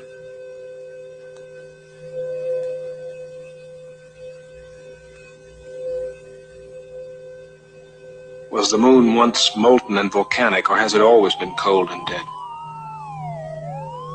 Was it once... Hear the hypnotic shit they say? You see, this is how they got you to buy it. I remember these kind of things, man. part of the Earth? Or was it a wandering planet captured by the Earth eons ago?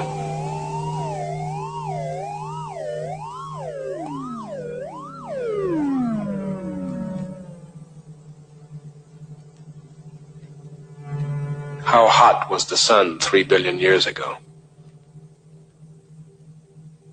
Oh, it's probably really hot.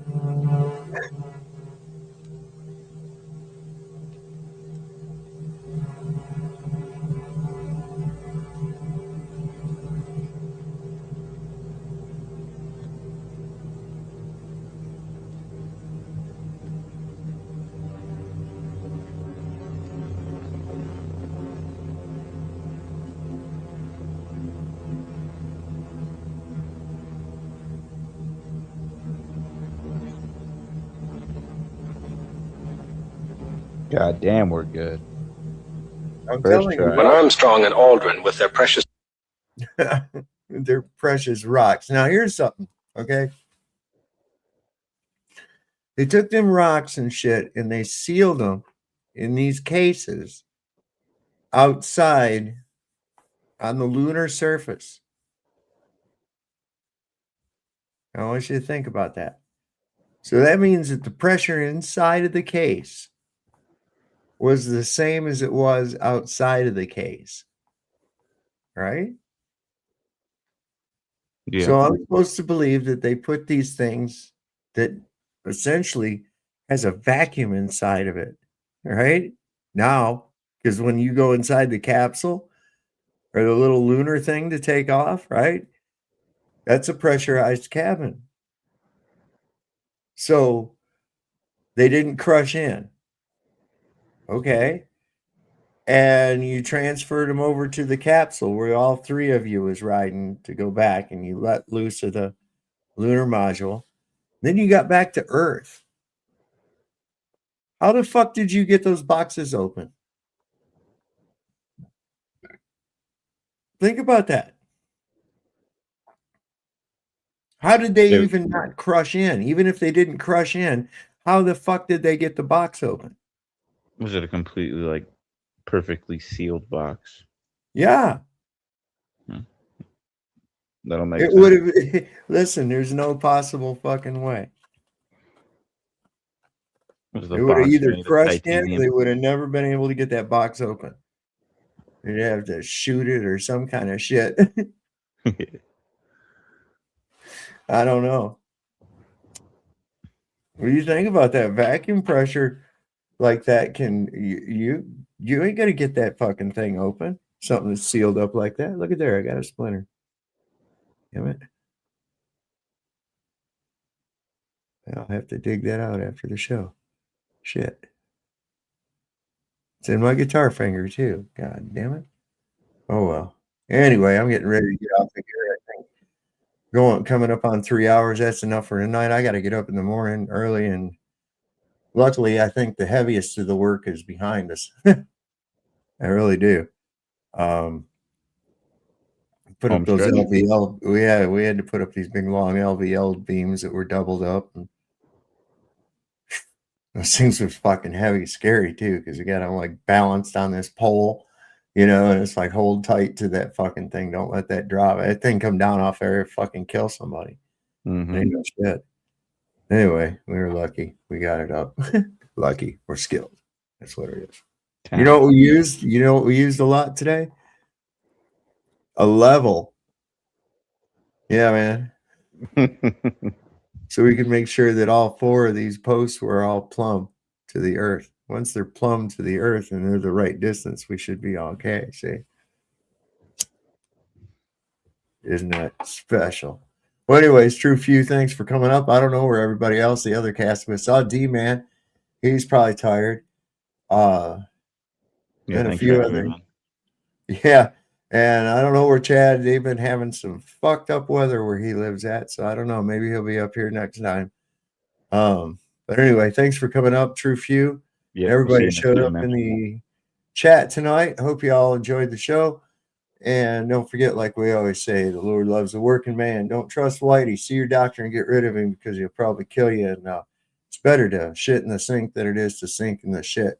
We'll see you next time on Sovereign Soul, Unchained Mind. Good night, everybody.